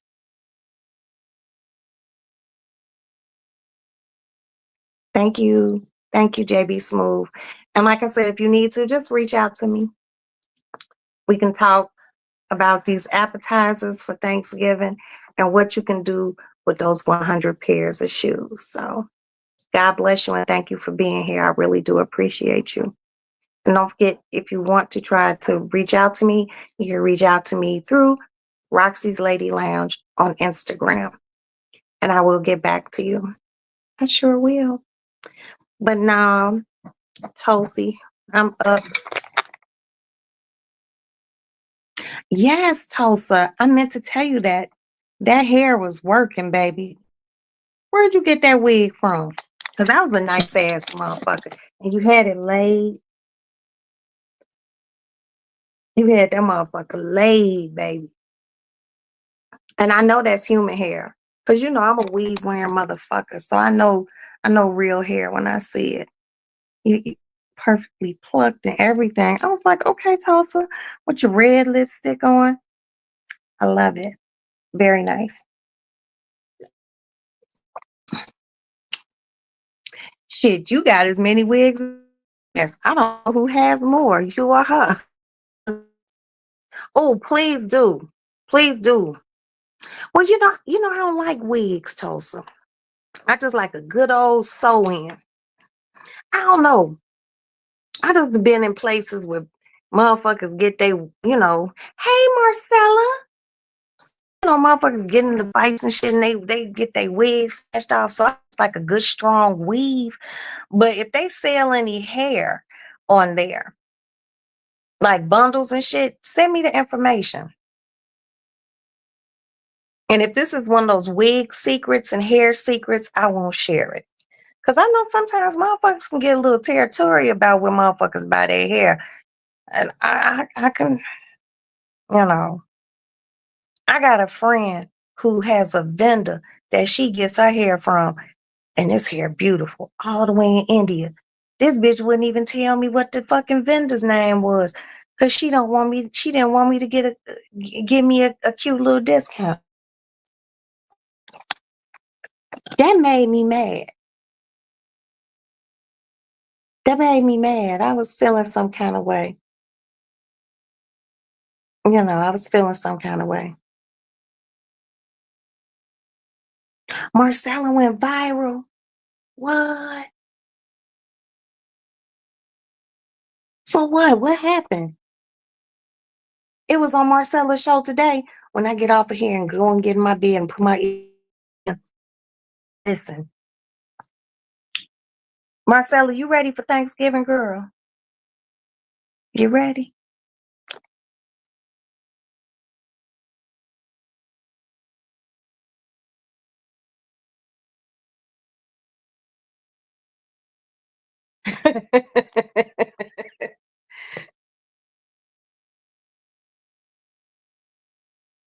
I am gonna bring my self-care secrets back. But I be posting stuff. you know. But I'm not even gonna lie to you. You need help cooking, you scared, Marcella. If I live close to you, girl, I will come help you. I don't use anything different. And when now what I've learned is if the picture is too big, I can't post it on my YouTube. It says something about the dimension of something is too big. So I always post it on my Instagram, but I don't use anything different. But if I find something different, I am gonna share it. But I'm just still using the same shit. Same shit. Only thing that I do have coming up in January, I'm going back to get my Juvederm injections through here. And I'm seriously considering possibly, and I've never got it before, I've never had Botox, getting a few right here because I'm finally starting to get frown lines on my forehead. I noticed that shit the other day when I was moisturizing my face because for some reason when I moisturize my face, I like to lay in the bed and I prop this mirror up on my nightstand. And I was like, oop, I got some lines right here. I ain't got time for that.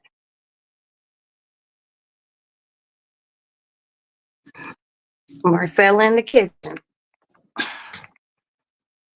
Shit, Marcella fuck around and be done had her whole catered.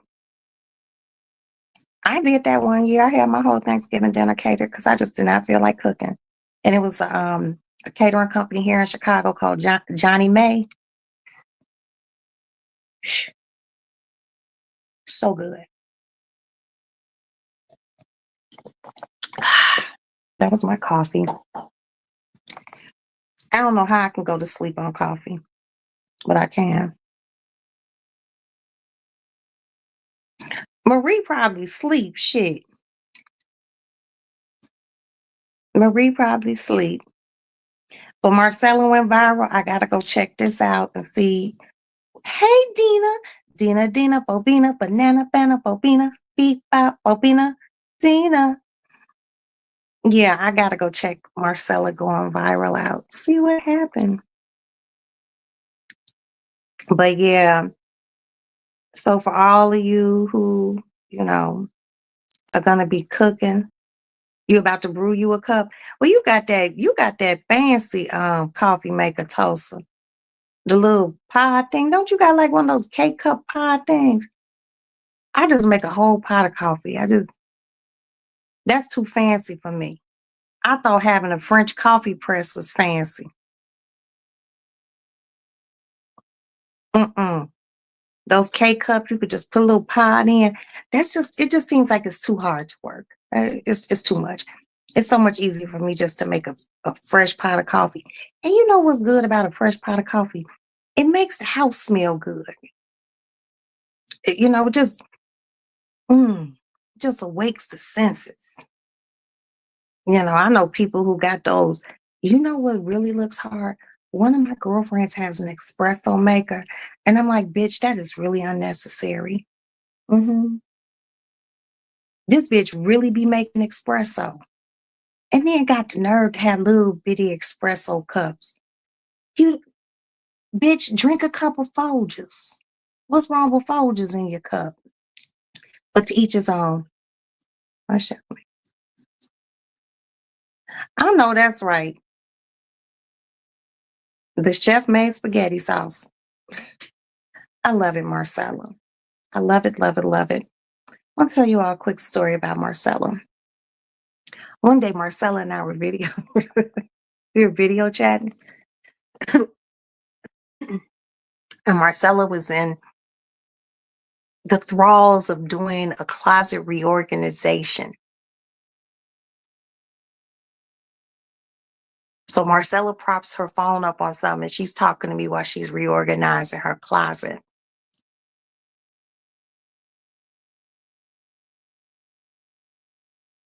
Marcella got a lot of fucking clothes and a lot of shoes. And Marcella's really tiny. I was like, damn, I could fit that. You could send it here. But she had a lot of clothes. But she did a beautiful closet reorganization. I was very proud of her. My closet is not that big. I wouldn't even know what to do with a closet that big. I really wouldn't. That would be a making of a disaster for me because I could just see myself buying stuff. Yes, I know you wear a size 4. I haven't seen a size 4 in forever. But you get it. But no, I love seeing your dancing videos, Marcella. They make me happy because your ass can really dance. That's good. That's good. You gotta take some things out to bring new stuff in. One of my big, and I know it's gonna sound crazy, one of my weaknesses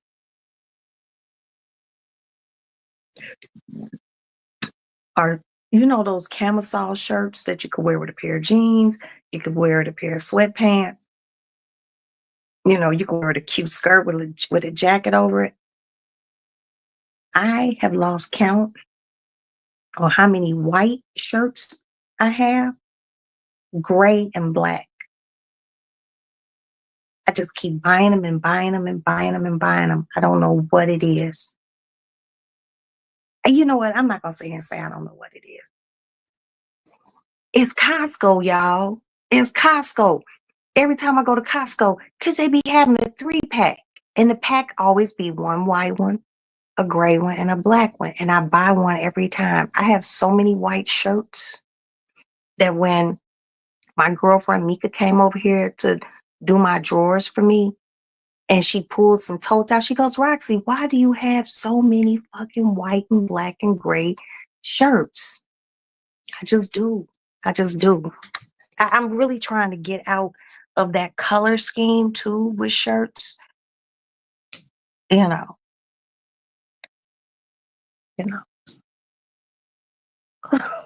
Some of your whole Marcella, you don't even have whole clothes, so please stop it. Okay, so hold on. Marcella talking about whole clothes. Get out of here. Okay, I copied it. Post. Paste. I don't know why it's so hard for me to do that.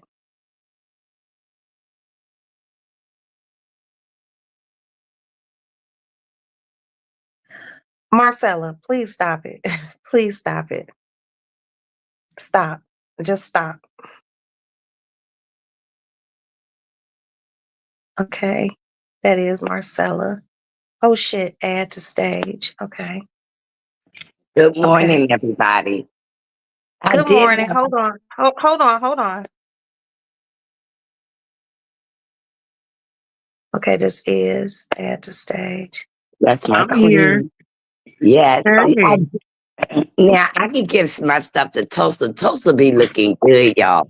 Toaster was outside of the club and I said, this bitch got body yada yada. I got to tone myself up. But I'm doing that, as I'm getting older. Right. I find myself that this is my favorite outfit, but then I haven't worn that outfit in like 5 years. So I'm trying to really just say I'm starting to give stuff away. And I did that this weekend. And guess what, y'all? I have been working on that closet because I'm trying to get prepared with Trump becoming president. Really, I'm not going to be doing and going a lot of places. Like I'm scared to go out the country because they may not let me back in. They may not let us back in. One of my friends sent me a clip today, and it was about what some of the things that Trump would like to implement during his presidency. And she sent it to me, and I said, well, you didn't vote. You didn't vote. Because she told me she wasn't going to vote. I was like, so I really don't want to hear it. I voted. I think that nigga cheated, okay? You know what? I don't think he cheated. I think that his people just get it off. Okay. In the sink. I just think his Yeah. people came out for him. Oh, well, I'm gonna tell you what. I am a little bit afraid. I'm afraid of the stock market. I'm afraid, like I can't take all my money out and put it in this house. I mean, No. I don't know what I'm gonna do. One of the you know, gold is a good, and you know buying gold is a good safe investment Hmm. because the price of gold really, it only goes up. It never drops low. And I know you all, you know, yeah, yeah, he's very, JD Vance is very creepy. I know that you guys know what Marcella talks about. Marcella just does not talk about the housewives of Potomac Yeah, and other places. Love Marcella and gives Maritime very still valuable talking. information on finances. And, Hmm. I'm just saying everyone needs to keep on hand cash in your house. yeah, Keep on hand cash in your house. Because right now it's going to get real weird. But we made it through one of his presidencies. We're going to make it through this one. But I yeah, believe people are going to change. I believe people are going to get more emboldened with racism and things like that. So we just got to stay on our P's and Q's and like literally look out for one another. Now is not the time for divisiveness. yes. It's But let really me. not. My Now daughter's we all in our robes, child. my All in daughter's our getting damn married. robes. My daughter, my daughter had planned to get married here December 4th, and so they changed the law that if you get married here in Virginia, it has to be a woman and a man. So my daughter is going to Vegas, I think next week, and she's going to get married to a woman, but Congratulations. they won't allow it here. And like we had to change the wedding plan, everything. So we just gonna have a big reception here. I just love that my daughter's the woman my daughter's marrying. Oh my God, I love her. They both, Congratulations. I'm so happy, girl. But And I'm it, happy for your daughter and I'm happy for you. And I'm happy that you like who she's marrying. That's yeah. awesome. But I'm gonna tell you something about my daughter. I don't think my daughter would marry somebody I didn't like because she did introduce me to a girlfriend one time when she first came out. And I said, this girl is a gold digger. She looking at my house thinking you got this money and you don't. And I said it in front of the girl too. And I told my daughter, you wait and see. Y'all got an apartment together, you're gonna be paying the rent by yourself. Well, of course, the rent came up. The girl said, well, you got a better job than me. You should be paying the whole rent. I know And you lying.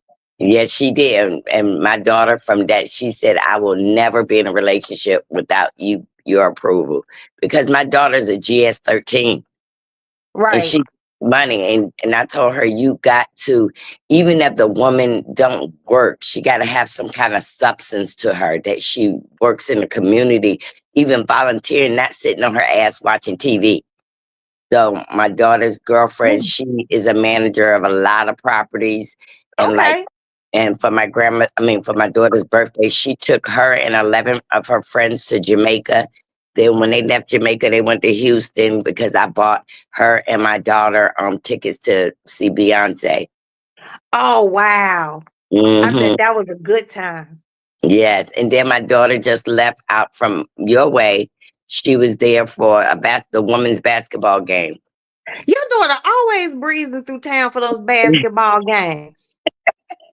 I remember the last time she came here for a damn basketball game. Yep, she's a traveler. So I told her you got to get a woman that's equivalent because my daughter's getting ready to go to Egypt, so they're getting married so she can go to Egypt with her. You know what? There's a young lady on YouTube, and when I get off of here, I'm gonna share it to you. It's a Mm, young black girl. She travels the world by herself, and she just got back from Egypt, and she went to Karamarresh or something. But Cameron. But my daughter's job, since she works for the government, she had to be okay, married so to she take her. okay, girl, just I seen the thing about Egypt. Just tell her to be careful over there. Yeah, she's been over there for vacation. But let me tell you Okay. something. Last year they had a Christmas program. And my daughter told me that, her ex-husband come and he's very disrespectful. My daughter never told me his name or anything. So I come to the Christmas program. He comes. And when he see me, he was like, "Hey, Marcella, what's up? What's up? Girl, I ain't seen you in a long time." And he said, "What brings you here?" I said, "I'm here to see my grandson, Christmas program." He said, "Yeah, my son is in the program too." His son turned out to be my grandson, my daughter's fiance. So, do you know? Wow. So, Small world. so my daughter said, "Mom, that's him. That's him that called me a bitch where I've never been called a bitch before. That's him." And I was like, "I know you didn't call my daughter a bitch." And he said, "Let me talk to you." And I said, "No, let me talk to you." Are I you know going to set it off at the program? that I'm gonna tell you now. I know you was raised by Christian parents, right? And I know that your parents taught you to respect women. But I want to let you know that that woman comes from me. I know that's right. And I'm still the same bitch. I will whoop your ass right out here. I'm not, girl. He knew me from high school. He know that I did not play that. I was fighting all the time. I would, and then after You that, told me. You told my me some stories. my daughter told me, "Mom, he is very nice to me now. He comes there. He's very respectful. He respects the process because it ain't like they've been together 6 months. They've been together 3 years." Right. And so Okay. you should have gotten adjusted. And y'all been divorced. And she she puts the children in things, like volleyball, Right. and Activities. yeah, she handles her job. So you don't have no reason to be mad at my daughter. Either you want her back or y'all got unfinished business. Wow. So after that, Well, we got a big old family now because and the people that told me they don't accept my daughter because she gay, they can't be around her. Well, then you can't be around me because you know I know what she that's right. and her lifestyle. That's her. I've always been like that. I would never joke nobody on their sexuality. Well, Never. your job is to love your children and who they love, as long as they're loving someone that completes who they are and what they want in life and they're happy and it's nothing that's volatile, let them love who they want to love. Yeah, but look, That's all. can cook. Tosa know how to cook. Listen, y'all. Miss Wanda is gonna walk me through some dressing right. So when she said you got to get the cornbread, all this old stuff right, I said okay. I went and got the Jiffy cornbread. She said no, girl. No, I I did not. know that. I I I never What? cooked Thanksgiving dinner. Now the chef did help us make the collard greens, so they frozen. And I got this turkey, and oh my God, Nisi again trying to tell me about shooting it up. I'm just the last time I put a bunch of holes in the damn turkey, and it didn't look right. Okay, you already bought the turkey? Yeah, I got a big 50-pound turkey. Damn, Marcella. Okay, so just listen to this. No, you're gonna have to tell me like Wednesday night because Okay, I'm I'm gonna call you, but no, I just need No, you to no, hear no, me out. no, no. Listen, No. Roxy. Yes, ma'am. You no, no, no. Listen, we don't need Miss Marcella up in that kitchen just right away now. No, I'm not. No, I want her to look something up. Marcella Listen, told me how she is in the kitchen, but we what gotta I do it want you to step by look up, step, baby. okay, but this is just a pre-game to the step by step. I want you to look up something called spatchcock. And okay. Just you send can, it to her. I can't right. look at I'm on the phone. Okay, I'll find it and I'll send it to your DM. It's called a spatchcock. It's basically opening the turkey up and you cut out like a bone and you lay it flat and it cooks in less time. And I think that will be good for you. Look, Where y'all girl. doing Thanksgiving at this year, Marcella? At the house? Yeah, we're doing it here because we're going skiing December. Okay. Oh, great. Where you guys going? Massanutten. Oh, do you ski? Yeah, I'm a ski, but you got to pay for everything before you get there, right? So I asked the lady, I asked my husband if he wanted to ski. He just looked at me. So I asked the lady on the phone, I said, my husband wants to ski, but he has one leg. Do I get a discount? Oh. Nah, I've been places where people are actually skiing, but I ain't getting on those slopes. Yeah. I'm I, scared. you know, they got the beginner slope. I'm going to get on the That's too beginner much. slope. Tulsa, you ever been skiing? No, but I think that I would enjoy it. Yeah, I'm going, and I'm taking Y'all too all my adventurous for grandkids. me. Like when I'm the kids, not they I'm not going choose. skiing. I'm not skydiving, and I'm not going hiking. I These are want to just things. skydive. That's on my bucket list. Oh, well, take pictures and take video. You know I am. You know I'm a fool. But let me I tell you don't how I went viral. I was arguing. I really wasn't arguing. I was asking the girl questions, and she got offended. And so what she did was to her friend that worked at Urban Bell and told him that she drugged me. Well, the beginning of the interview on Urban Bell, the lady was dragging her, talking about she was sleeping with somebody, ex-boyfriend, and they were friends and all that. And then she gets down to the part where I'm cussing her out, but then she doesn't put the end of the story there where I made her run off my page. It's this housewife stuff. First of all, these people perpetrate a fraud about their life, every last one of them perpetrate a fraud. Just because you got money don't mean you don't have no problems. So right. so they try to perpetrate. Then when you look at, I went into her background. That you living in an apartment that you paying $800 for, and then you up here trying to perpetrate a fraud like you rich. Wait, And then wait. Who is this woman that you went in on? we on the housewife show. You know, I don't You Oh, argue with I'll don't fill you watch in, those? Roxy. Roxy, I'll Okay. give you you her with name. content creators. I don't do that Okay. no more. See, that was No, my I'll give her I her would name do behind that. the scenes. You heard Yeah, me? yeah, but I'm telling you Ooh. now, me and Tulsa, you know what? People purposely try to go up and try us because we was on All About the Tea. Y'all hold that thought. I gotta go pee. And they done forgot that we done grew up now. That we're gonna let y'all have that. But if you come for us, we're gonna come back for you. Believe me. And we're not gonna falter. We're not gonna run. We're not doing any of that. You might get your saying in, but I'm gonna get you at the end. And that's what the fuck I'm doing. Like I We were wrote. on a YouTube syndicated show, honey. They better fall Yeah. back. Yes, and that's the truth. People try to try me because that's she from All About the Tea. Okay, let's forget that. Don't disrespect me. If I don't Right. disrespect you, because I started off being very nice to that girl. I was talking to her, slow walking her, and she said, if y'all have any questions, come up here and ask me. So if I have a question, I'm asking you, you just don't like the question. Yeah. And don't disrespect All About the Tea because she still Right. reports on them too. Right. And I tell them in a minute. I learned from All About the Tea.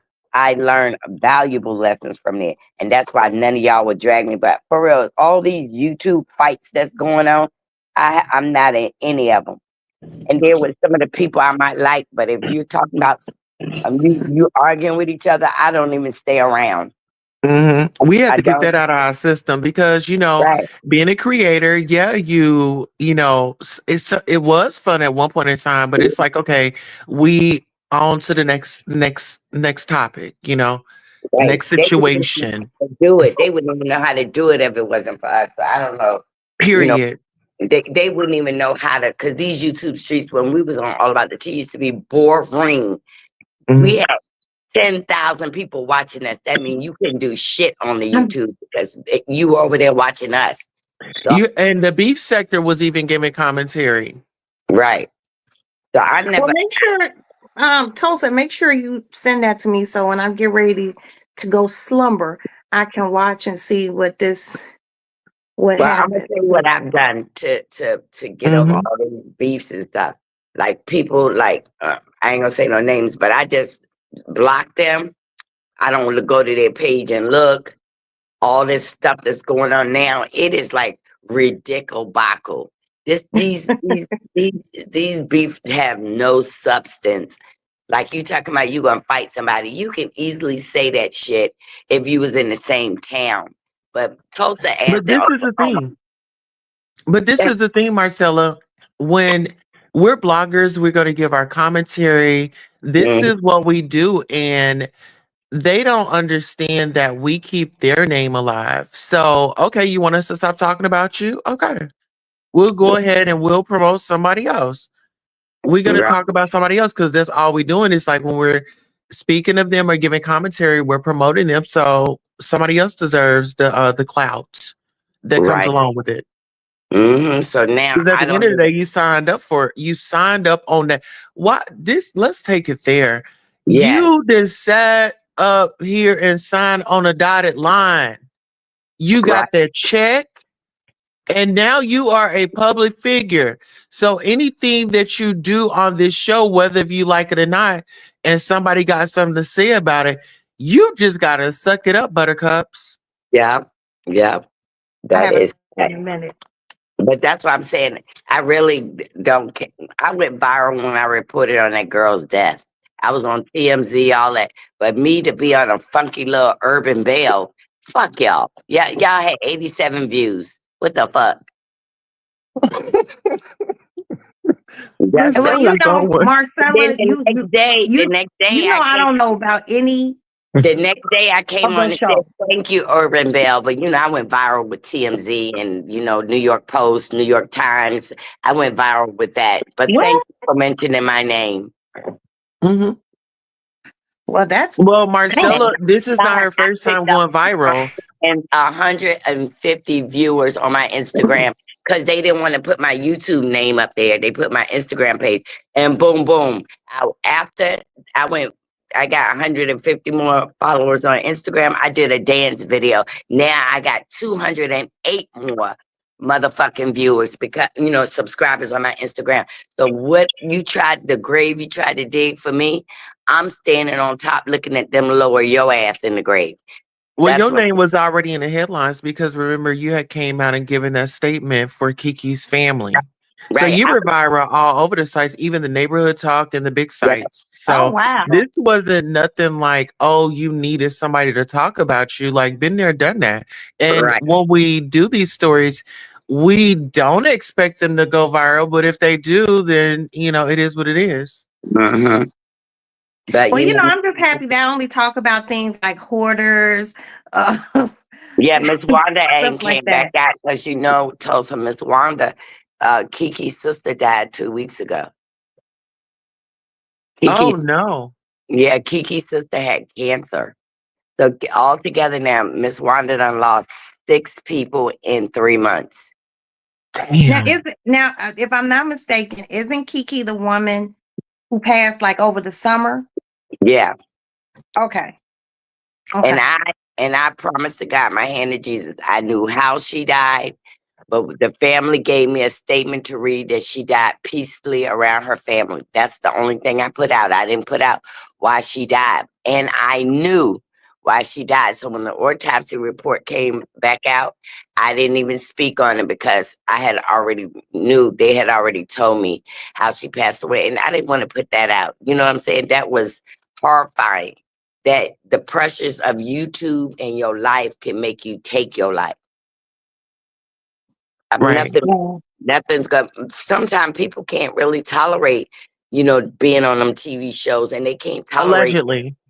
Allegedly, they can't tolerate hearing what they hear on these YouTube streets, and that was all a contributor factor that she couldn't deal with it. Like I found out when she got arrested because me and Miss Wanda, Miss Wanda said that girl then got arrested, robbing Home Depot. And then when I went to the news and put it out, she said, "You take that shit down, I'll beat your ass." Girl, you can't even get to the store, let alone get to Virginia. How you gonna do here? You can't Who even was get to the stealing from store. Home Depot? Kiki had stole a door lock and had her child with her. It was in the news. And I put it on YouTube. And then Destiny got arrested. I said, these reality stars, that's what I'm saying. Stop lying about your life. You think you got all this and then you get caught stealing. What the hell? But you know what? You When telling you you a think about it, millionaire. there's a lot of people who just do it, like how Winona Ryder was. Them bitches ain't Winona Ryder, honey. Them Okay. bitches ain't got money and stealing. They stealing because they need. Okay. Y'all, let me show y'all my tree. Allegedly. It's And none already of up. these are opinions, and opinions are not facts. And the opinions and views do not reflect this channel. Thank you so much, Miss Tulsa. Damn, your Christmas tree up already? Up. And it's beautiful. This my man right here, y'all. Y'all see my man. All right Oh, girl, now. I didn't know Okay. who that was. Marcella, gentleman, Honey, she is sis sitting already in the down. spirit. It's Yeah. beautiful though, Marcella. Y'all see the tree? Yeah, we can Yes. see it. It's beautiful. You make me want to go and put mine up now. Yeah, me But mine on too. November 1st. That's when Bambi had her babies. Who's How many Bambi? babies Oh, your did she have? The dog. dog. How 10, many? 6 Damn, she boys, be having No. some ass litters. 6 girls, and I 4 love boys. dogs. I love dogs. That's why I said Tulsa need to mail me one.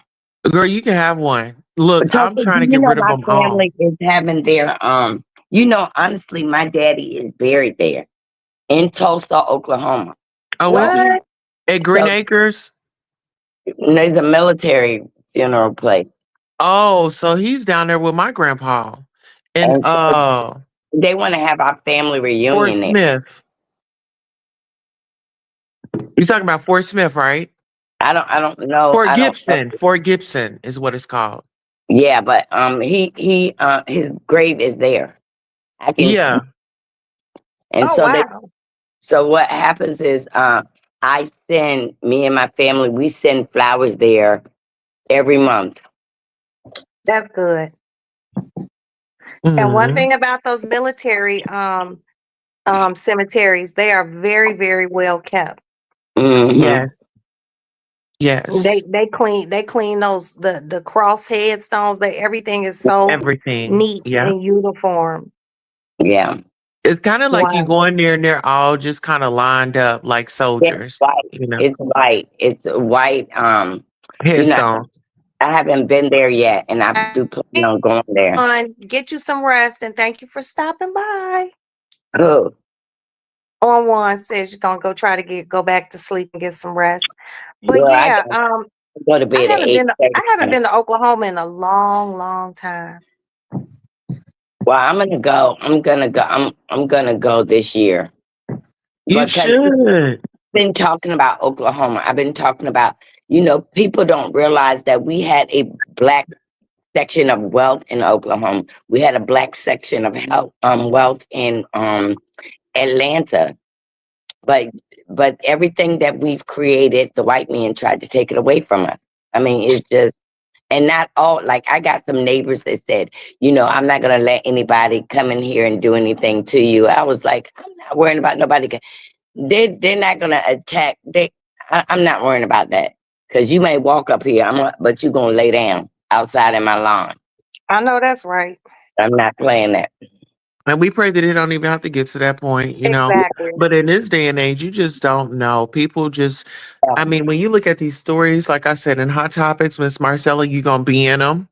Mhm. But, I'm going to be covering some stories where, people are just doing some off the wall things.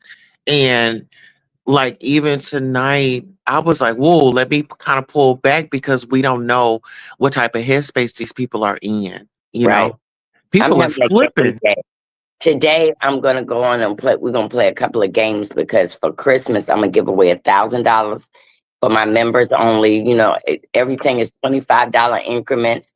And then what I've been buying from a lot of content creators, their different products, and I'm gonna send it to people for Christmas.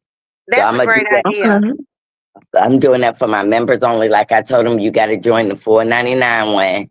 And then, that money will help me just mail everything off. But I already got the money to mail things off. But then I always in December give Niecy all the StreamYard money I make for December. I just give it to her because she goes in and edit things for me. And I send her my Mhm. computer when I go on vacation. She does all my thumbnails so that I could just click on it and because when we was Yeah. on T, Monica did all that. I never knew how to do all that. I still don't know how to So bring news up on my thing. I don't know how to do that. you're going How is skiing in Nisi? December. Are you going before Christmas? Yeah, I'm going the 20th. Okay, how long you gonna be there? I'm just 3 days. Well, have fun. I am. Have a great time. But the And kids, I got them the tubing. I paid for them because you got to pay for everything Oh. before you go. So, you know, they offer you like this package, that package. And okay. then I got your phone number. I'm gonna send you. I rented a house. The house was $2,000, but it's in the mountains and it is so beautiful. I mean, it has Okay, 5 bedrooms. wait a minute. Hold on, Marcella. Did you check to see if there's like any sort of wild animals? Like, are there bears? You know, When I go in the house, I don't plan on being out in the forest. I'm not going out there. It's just a view. Marcella, Right. bears know how to open doors. Don't Let me sleep. tell you something. I looked at a piece of property I was gonna buy. Now, y'all, I swear to God, it had 10 acres, and you could see the pond in between the forest and the house. So I asked the lady, why is this house only $350,000? 10 acres in this house. Ooh, The lady said, I'm not gonna lie to you. The bears have been busting out her slide door. Every time she get it fixed, they bust it out. They try to get in the house. When she cook out outside, they actually take the meat off the grill while the grill is cooking. She said that she's scared every time she has to run in the house because the bears are showing up. Not one, maybe 5. And I said, so y'all should put that in this listing. I'm not buying this motherfucker. Because, you know, I like to get up and have my door open. You know, my slide Mhm. door, I like to have it open with to get morning air. Yeah. yeah. I said, it's no way in hell. And then I look up and there's a fucking bear. I seen a video a few months back. This family, I think I don't know where they were, but they were somewhere where bears be. Hmm. And the motherfucking bear came through the sliding glass door, broke that motherfucker, came in the house, and the family all ran to one room and they barricaded themselves in the room, and they had a camera and they were looking at the bear tearing their kitchen the fuck up. And they They, went and they called the police, and the police had to come with like an animal person, and they had to fucking tranquilize the bear and get him out their house. I was like, I'd be no good. my husband said, how you going to be scared of a bear and you was raised in New York with big ass rats that look like cats? I said, because you fire a gun, they run. You fire a gun at a bear, they don't run. They stand up. They'll fight you back like they can beat the Well, bullet. shit, I heard those new 2000 rats in New York, they ain't scared of gunshots neither. You know, And it's fuck that shit. every time I go home, I run in the subway to see rats because remember back in the day, I caught a rat in our house one time, and I took our big plastic garbage bag and covered the rat up and put a book on top. The next day, I went in the kitchen because I thought that I could tame him. You know, he was secluded in there; he couldn't get out. So I thought I was gonna tame the rat, and then it was gonna be like Ben, dun, dun, dun, dun, dun. Okay. Okay, So the that didn't next day, happen. I came in the kitchen, and the rat had ate the plastic. He had ate Well, plastic and got away. And I was crying. And then my grandmama, my abuela said, when you captured this rat, uh-uh. Nah, fuck that shit. See, y'all know I love animals. You know, I love When you cats in and the dogs and hood, little those are furry things. like those are tokens. Uh-uh. right, I love it. Look. When I go home, No. I go back to the project I'm from. I just don't wear no jewelry and shit. I love to go back and see the nastiness. But when I go back to Harlem now, they cleaning it up. It ain't like I heard. the dope fiends on the corner no more. It ain't none of that no more. And I just be missing it. So I do miss it because you can't. I mean, it's losing its grit. Yeah, but you know what? We can't be successful now if we don't even put in what we learned where we came from. Because Right. a lot of people get over, they not from the hood. You know, you can't just get over on us. We are always skeptical and say, could this be right or could this be wrong? You know what I'm saying? Mhm. We look at things that way.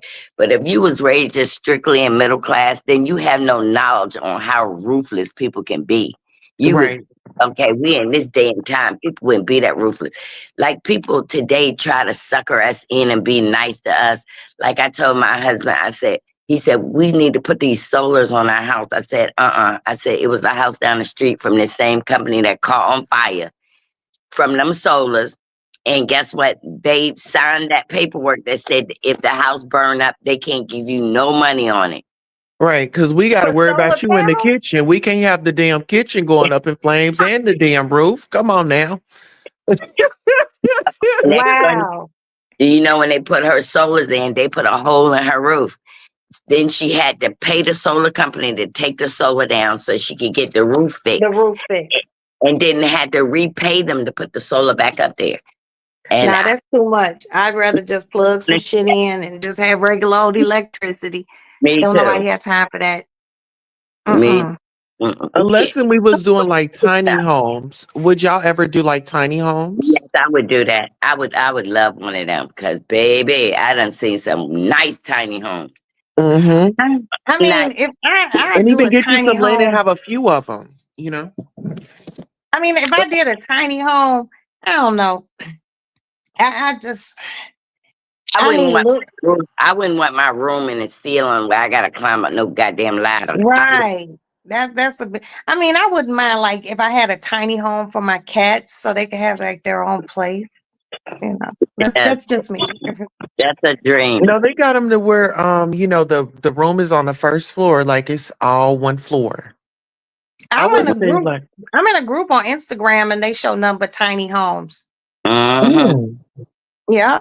Y'all, When I my New Year's resolution, and I'm starting it right now, that I will not buy any bags. I'm not buying okay. any jewelry for 12 months.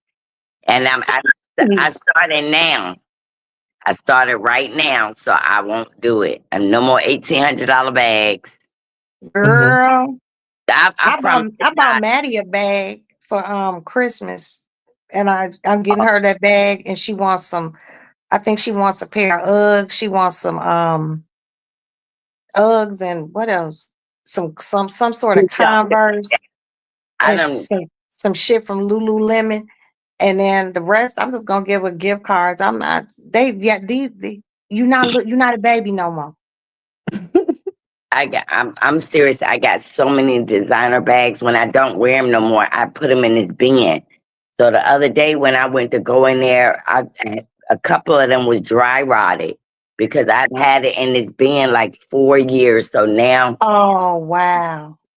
the ones that they're not dry rotted, they're my color bags, like my red, my yellow, my Okay. pink, all the kind of Louis Vuittons. But I got to go in there. All of them wasn't dry rotted, but I'm going to take them out and just give them away. I was going to give them to the battered women's shelter, put Kotex in Yeah. Kotex, Yeah. the Bath and Beyond body wash stuff.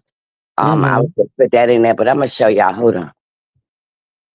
Like a toothbrush. Yeah. Mhm. So I just gotta. Things that they need. Yeah. Look at that, to put you out. My husband put him out of the room. Put the dog out.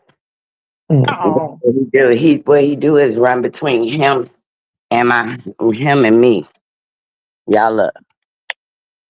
Y'all, I No. told y'all you got the biggest fucking closet. That shit is crazy. No, ma'am. you see these Just bags? uh-huh. All right, Crazy. those are my color bags, right? My hat's over here. A dryer I bought 4 years ago and never ever used. Oh, now that's the old school, Yeah, yes. that's a good dryer too. Okay. Y'all see it? Uh-huh. Yes.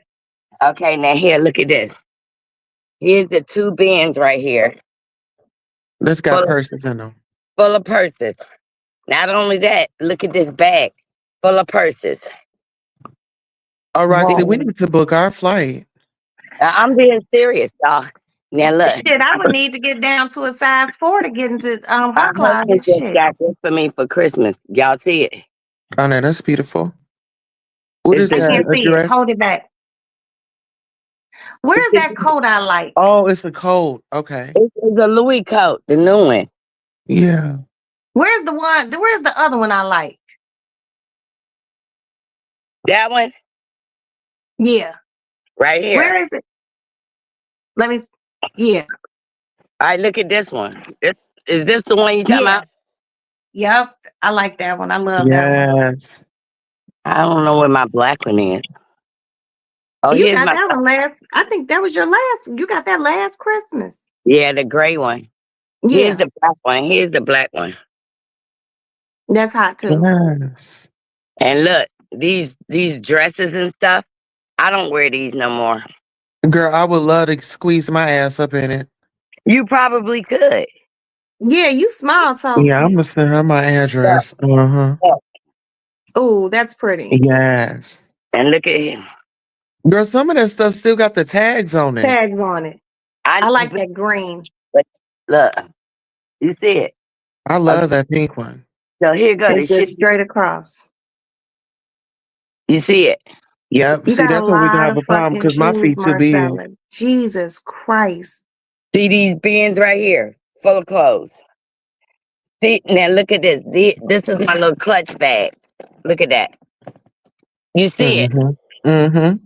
You see this? Marcella, you Yes. got a lot of stuff, man. Look, here's my scarves and stuff. All that. That's I wild shit. have been trying to really clean and get rid I of don't stuff that I I don't You a don't even know what wear. I hoarder. would do with a closet that big. That's huge. See that?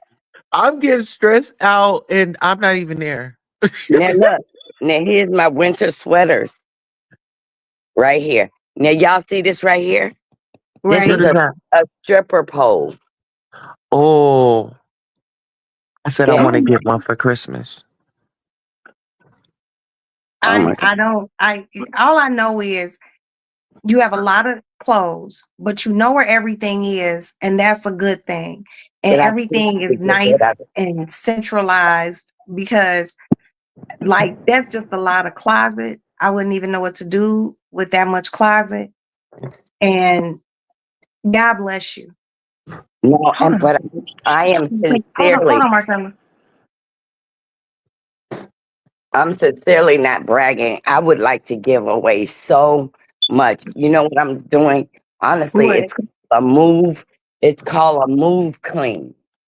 And I'm trying Yes. to What's get rid that? of it's things that I haven't touched. I know where everything is, but I swear Right. to God, I haven't went anywhere to take a little clutch bag. I got all these clutch bags. I got all. I'm serious. I feel trapped. I really need to really clean stuff because now that I'm getting older, I don't like clutter nowhere. Mm-hmm. So But I like mean, but it's not like your closet is cluttered. it is clutter because when I don't know what I'm going to wear, remember everything comes out. And Yeah. then I don't put everything back up right away. And then But my do you feel like when you go somewhere you gotta buy it? Oh my God, that's so cute. I gotta have it. to feel that way now, I don't. But then I be thinking, okay, the times are changing. I need to keep up. But now I have become a sweatsuit grandma, where I don't Mm-hmm. go to a lot of events like I used to. I am invited. Right. I'm invited, but I don't go now unless it has something to do with children. Like on the 21st, Security. going to this juvenile, board dinner because they're making decisions that night on what we're going to be doing with our juveniles instead of just throwing them in jail. Right. Right. So we raise the money for that. Anything that got to do with kids, I'm down for. If you're telling me that you having a black tie gala for, to raise money for Uganda, Africa, I'm not going. I'll send a check, like $50. But when I do my juvenile stuff, it's something about the kids. Like y'all know, every year I give presents to foster children, right? And Right. so I'll give 5,000 or 10,000 to that because I can write that off. But when you Right. tell me to donate some money for Africa, I can't write that shit off, and I'm not going to give you no money. $50. I don't gamble. I don't go to no casinos. They done built a casino here, girl. People sad. They go in that. They also But got restaurants. No, I've never gambled. you know what, Marcella? Have you ever thought about hiring? I did. I Oh, sure. hired an organizer, and I'm gonna tell you what happened. When I hired her, she didn't touch my clothes with compassion. She just started throwing a lot of my clothes in the bag to give away without even looking at them. Okay, Marcella, I'm gonna say this. I know someone in your area that is a professional closet organizer. All you have to do is put a chair in front of your closet and sit down. And as she picks the things up, you say yes or no. And you want to keep, I don't want to keep. And she will box everything up. And she is very, she costs, but you cool. And it's a stress-free way of doing a purge. Did that. I did that. And the lady was giving away my stuff. I mean, stuff with tags that made me think because she was like, well, when I put it in the bag, do you want me to take them out for you? And she was putting my valuable stuff in there. And I told her when she got ready to leave, I said, never mind, leave all the clothes there. I was a lot of my dresses she took, I had just bought like within weeks. Well, that's why you get an organizer, Marcella. Hold You get on, an let's go organizer back. who's Wait gonna a minute, listen Roxy. to you. Roxy, I'm Yeah. still on the fact that she let this lady bag all that shit up. And then told her to leave it. But And you I know ain't gonna what? lie, I would have been pissed. No, I would've been I pissed. wouldn't. she put the No, lady because you know that you was sitting up here putting tags. You know what I'm saying? It's one thing for you to be helping, but no, sister, you was over here trying to get over on this woman. Like she would have given you if you had asked. You know what I'm saying? If it was Yeah, something but that that's you the whole wanted. thing. If since Marcella has a very large closet, she needs to get a chair if she does this know again and everything's sit in. Yeah, right but there. she don't need nobody in there taking advantage of her. Like, That's not actually be But honest. if she's sitting right there, that's there's my no taking advantage. here's my other. No, she's swiping stuff with tags on it and just putting it in there. That's why And you then, sit. That's why she has to sit there This and is my watch the other person closet. do it. You Hey, see, Queena. you see my other closet. girl, I'm on my way to the store, not another closet. This is my mink coats right here. This is some extra stuff. Look, I All I'm promise. right telling you, now. Marcella, the closet organizer, and all you have to do is sit there, and she'll hold up your pieces, and she'll say yes or no, and that way you don't have to worry about her or the person trying to take something. Like I'm seriously. You know what I think it is? saying, Marcella, you got all your clothes like bundled in together. I think that maybe you need to put your winter stuff up in there now and yeah. then like transition it out. But, you know, just put them in like those crates because, you know, you got the kids and stuff. So I want to. seeing if you can. I want to see the No, floors. well, how about this? How about you get nice wardrobe bags, and put all the summer clothes, have a person hang all the summer clothes up in a wardrobe bag on one side and keep your winter clothes on another side. Roxy, I put my hand in God. I hope my husband pass out. I gave away 30 gowns to the high school in June for people who's graduating. Right. I think I remember you telling me about that. Just Nobody keep could wear on 30 more. nobody could wear the shoes. I mean, all these kids, nobody is size 5. Girl, no. The lady said, really? It was only like That's 2. you're wait a minute. You only wear a size 5? And Yes. shit, She got a little kid feet, child. Little feet, little feet. Right. And how tall? And how tall are you? 5 Okay, your feet match your shoe size. Yeah. I'm only 2 inches taller than you, and I wear a 10.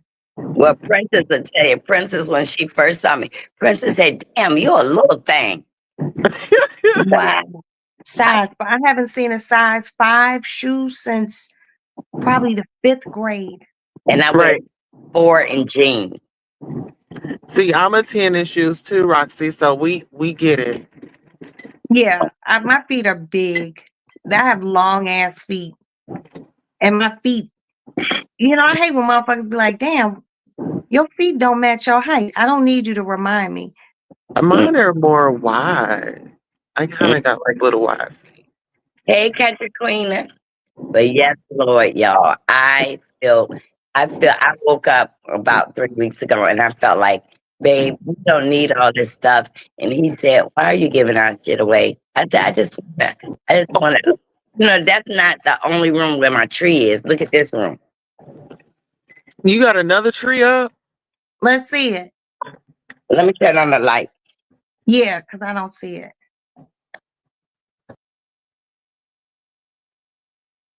It's my den. Okay. Okay.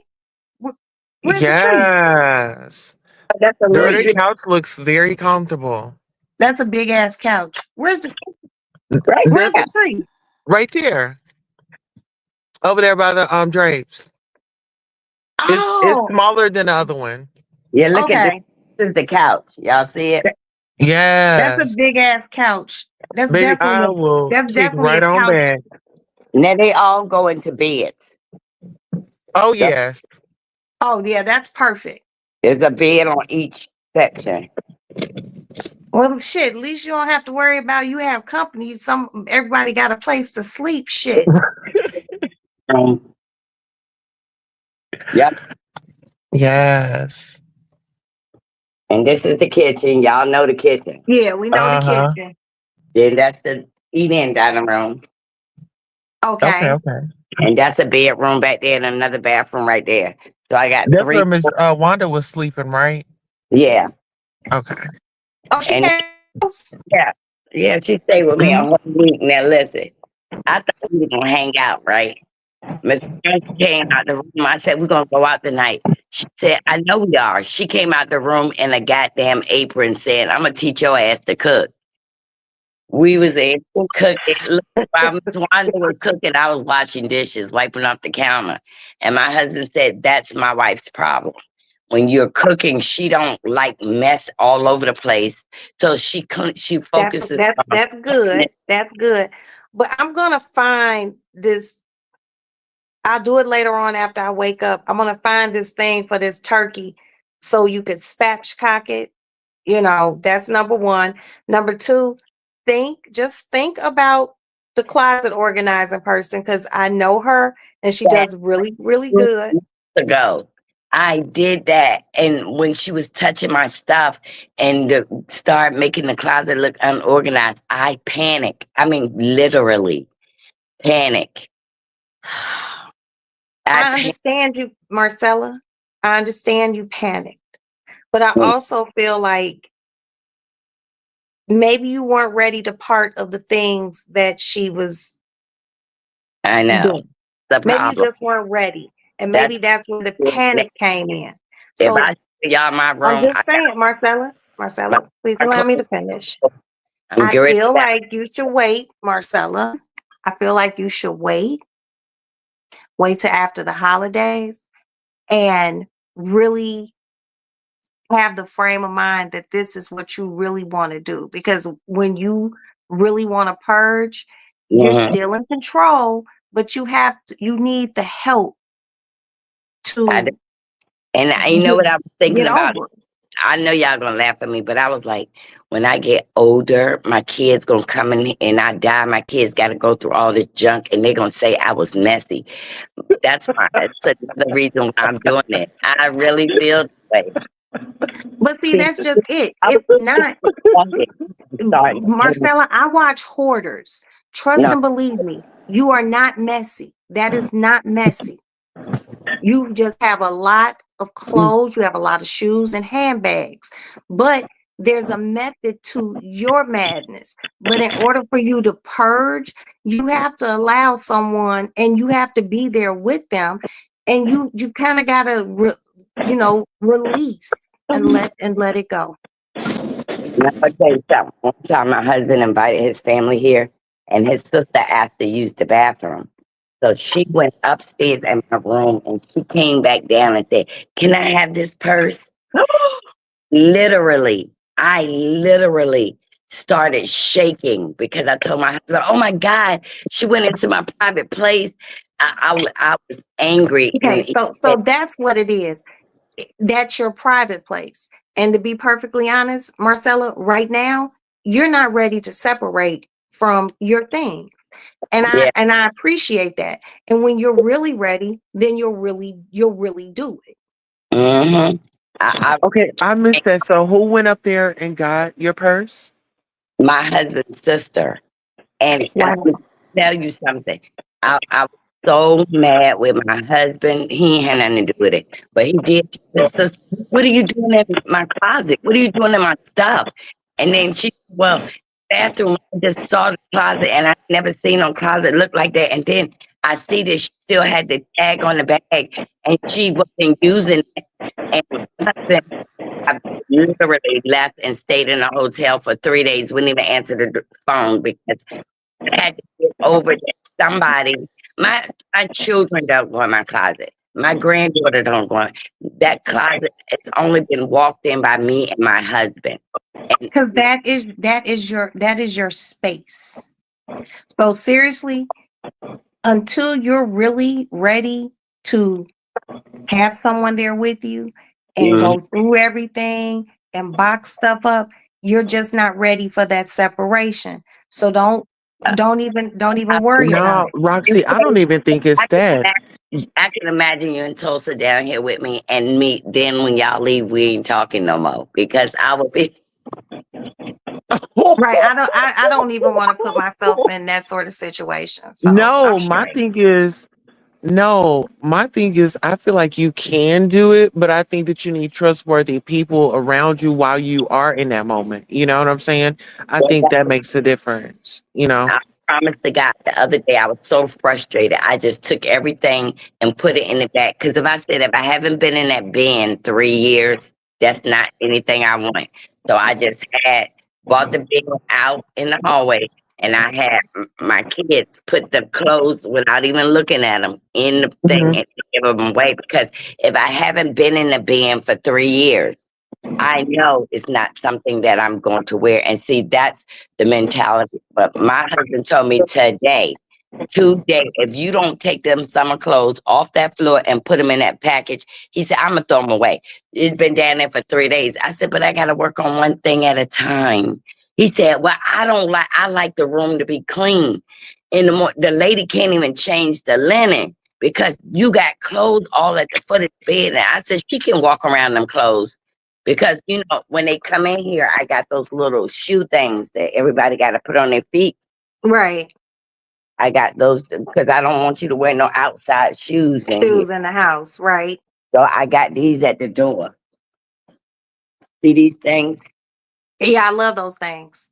Yeah, I'll leave them at the door. See, they're at the door. So when people come in, they have to put that on because I'm not comfortable with people.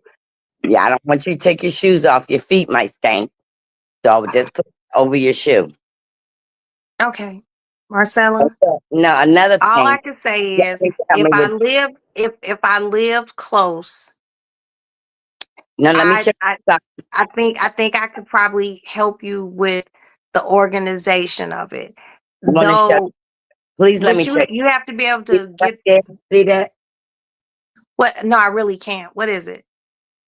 It's a Ninja. Oh, the vacuum cleaner. No, it's a Ninja. Oh, the blender. Oh, yes, a blender. Okay, I got okay. that blender. I love my blender. The Air Pro Cook Fry. And it has a pressure cooker, slow cooker, right? Hold And then on, what is that? Bring it back. Bring it An back. air fryer. That's you a see, big one. I ain't okay, never seen an air fryer that big.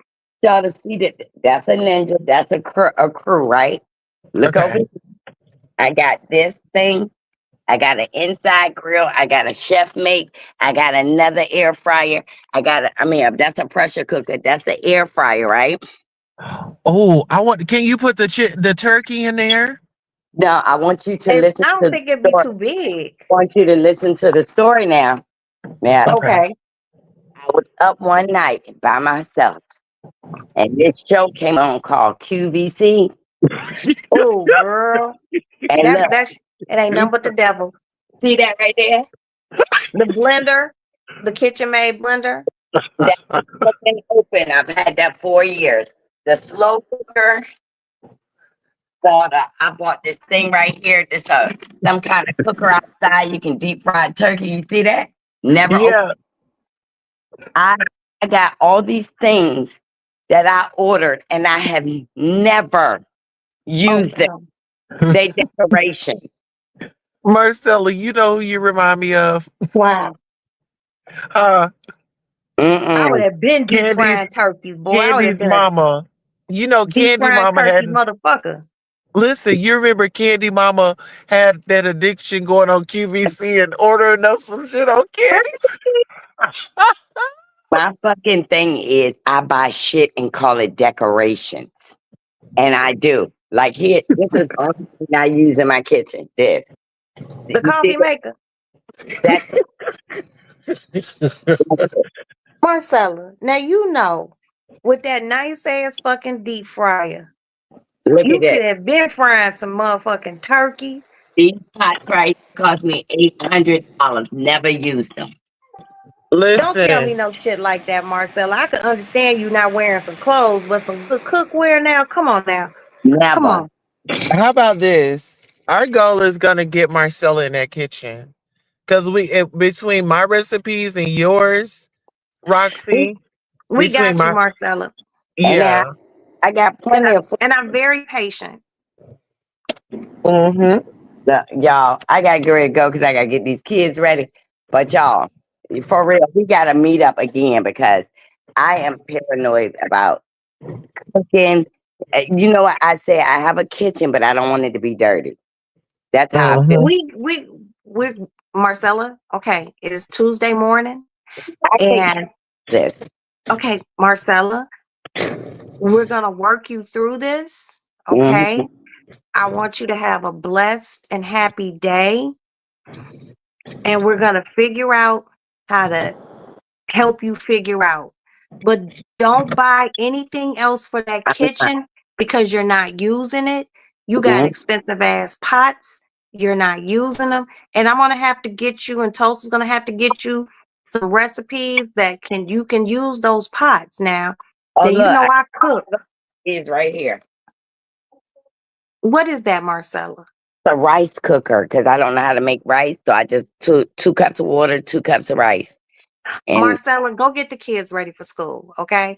I'm cool with the closet, but I No, draw the line. Marcella, don't feel bad. Listen, I I don't draw know the how to line cook. when it comes down to the cooking it's stuff. real anxiety. I take medicine for it I understand. I understand.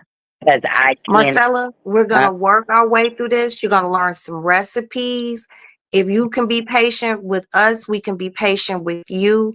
My thing is clothes is clothes. But baby, you're going to have to start using that kitchen stuff now. Like now that right there got me stuttering. That shit's unacceptable. you know, my husband And you said, know what? "You got all this shit and can't cook a pork chop."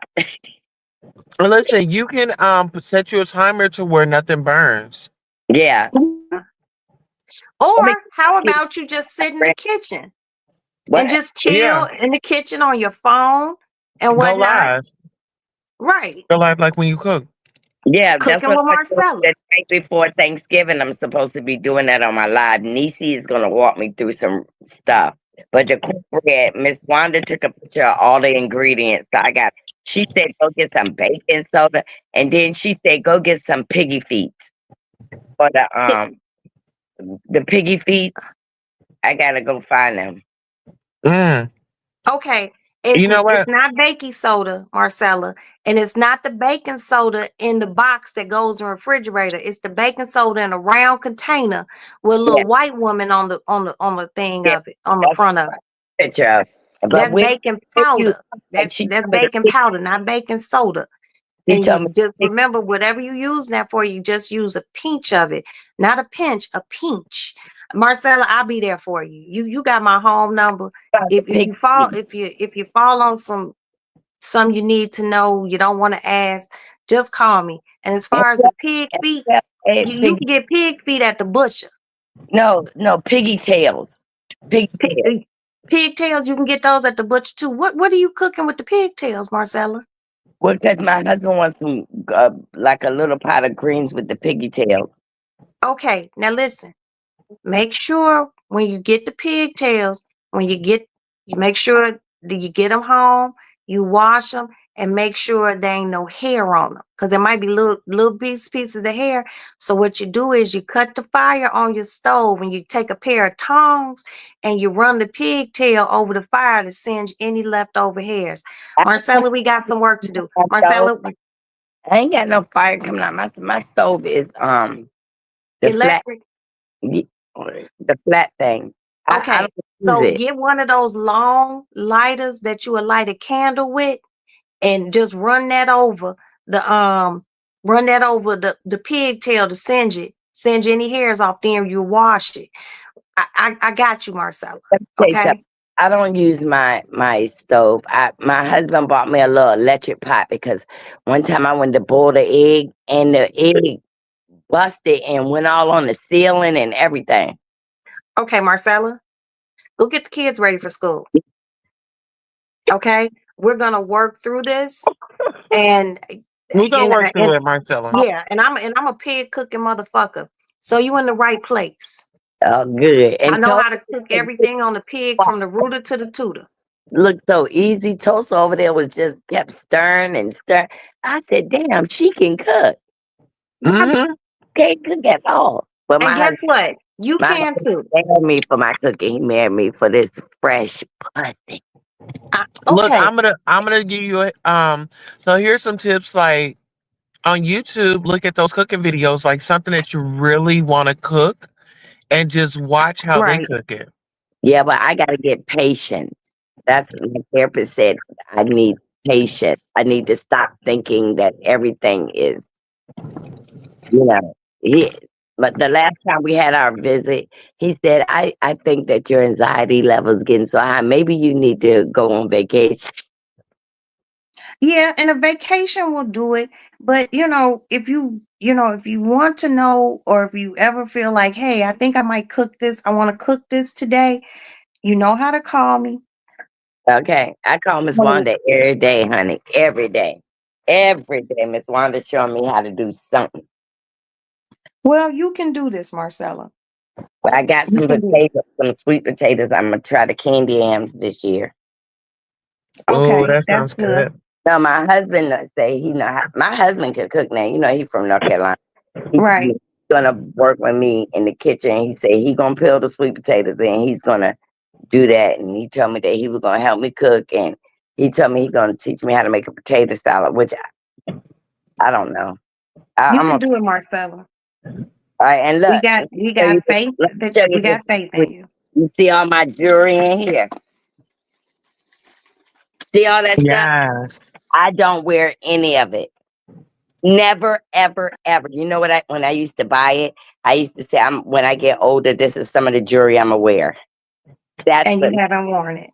Marcella, look, the clothes situation, that and jewelry and bags, okay, I'm cool with that. Like I said, my main focus with you is we got to put those pots and pans and fryers and shit to use. Those things are still in the box, man. And You not need to. QVCs. You need to I don't put watch that that number stuff. on block. Yeah, my husband like that on all the TVs. I can't even see That's it. good. And HSN. I was up. I didn't know that even came on TV. I was up there and look, when they say it's 5 more left, I'm running in my car. They be okay, Marcella, just so you know, they be lying to real people in to buy it. The How many left? 5,000 dollars. They reeled me in 7 grand. Marcella. Look, Am I? I already know there's really nothing I can say or do with you about the clothes, okay? But I can help you in the kitchen. But I'm gonna need you to go in those boxes and start utilizing some of those utensils and stuff that you bought.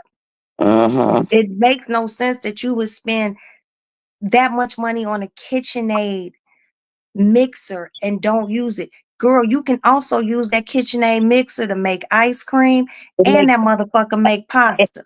A pasta maker on it. Yes, Yeah. Marcella. Girl. I can't even talk right now because that just seeing the KitchenAid, I'm a utensils person. I cook. Never been. The box is still from 2 years ago. Girl, you're gonna have to bust that shit open. Now, Miss Wanda said the very next time she come in, she said, I'm gonna take all this shit. First of all, there's no such thing as decoration for the kitchen. No, it's not. Decoration for the kitchen is like a nice vase with flowers or some cute pot holders, oven mitts, little towels that you dry your hands on, a cute little soap pump, next to the sink. Not a $600 mixer that's been sitting there for 4 years. Now, Marcella, you got to do better, baby. Mm-hmm. I do. But let me get these kids, my grandkids. Go on. All right, kids, y'all have a good day at school. Marcella, I'm officially I'm in shock. I'm in shock, Tulsa. I understand the thing. Yes, 2 apple pies. That's gonna be yeah, that's it. I understand the thing about the clothes. Sorry about that, girl. That's okay. I understand the thing about the clothes, but until she busts this stuff open and try to use it, she's gonna have that aversion to using it. Now, that turkey fryer, that's some major shit. I wouldn't start off frying a turkey in that motherfucker, but I would have a Friday fish fry. Start off small, fry a few pieces of chicken in it, fry some fish. A turkey, that's a different, that's a difference. That's a step up there. But she got to start using that shit. Ain't no way she got $800 pots and you not using those motherfuckers. I'm gonna have to help Marcella learn to make some stews and some pot roast and some smothered pork chops and rice and gravy. Cause there's no way that should be just sitting in the closet. Lord have mercy. I think she had the idea of maybe how you have, okay, well, I'm gonna do this, and then before you know it, something else pop up. And then Mr. Tim, when he had got in the hospital and stuff, Right. she wasn't really in a mood. But life be lifing for her. Mm-hmm. But I think I think it would be a good thing for her to open those things and just experiment maybe with Mr. Tim at home. You know what I mean? I'm sorry, but the apple pie don't have any store minutes. I have a holiday pie. Open these things up. Wait for 4 minutes. It's cooking now. Yeah, that's fine. You have any cookies or something? Yes. You have cookies? 3 cookies? Okay. Give me give me 4. Okay. I got it. Okay, thank you, baby. Sorry, they was out of apple pies. Oh wow. No, she needs to open that. She needs to open that KitchenAid mixer up. Those motherfuckers are expensive. Well, I'm still on the fact that her sister-in-law took her tail up in her personal house. bathroom. Yeah, I mean, you went up in you didn't envy. I'm not rocking with that. Area. That's sacred area. Yeah, what if she had, Lord forbid, one of her toys out, If she Well, has any, then she shouldn't have went you in there, know? and don't be in people's house touching shit. I mean, went in there and got a person said, I And want then this. can I have this? Oh my God. Lord have mercy. I wouldn't have know what to say, girl. Girl, I would have panicked too. I mean, it's Well, like the anxiety because it's right. like, damn, you just violated me. And that's her personal space. And I And think what that's else one did of you go the looking at, oh Oh, yeah. That yeah, sister would not be invited over to the house for a yeah, while. I would feel or you just gotta set, you know, oh my God. You didn't show me Country who you Girl Queen was. said, I have a KitchenAid mixer. I only used it 4 times. See, okay, look, because I'm getting ready to go lay down. I'm gonna just say Right, this. girl. If y'all don't send those, y'all don't send those over here. We gonna show you how to use it. I'm just gonna put it out there like this, okay? And this is for anybody that can hear my voice. When you are buying high-end things like that, Oh shit, it's okay. use them. If you are not going to use them, give them to a motherfucker that bakes. Thank Give them to a you. motherfucker that wants to make pasta.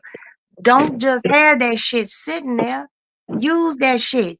And you've had this KitchenAid mixer cleaner how long in 4 years? See, that's another question. If you done had the motherfucker 6 years and you only used it 4 times, it's time to purge of that. Give it to your good friend who bakes all the time and she just using a hand mixer. Don't be doing that, y'all. I take cooking very seriously, and like food processors, blend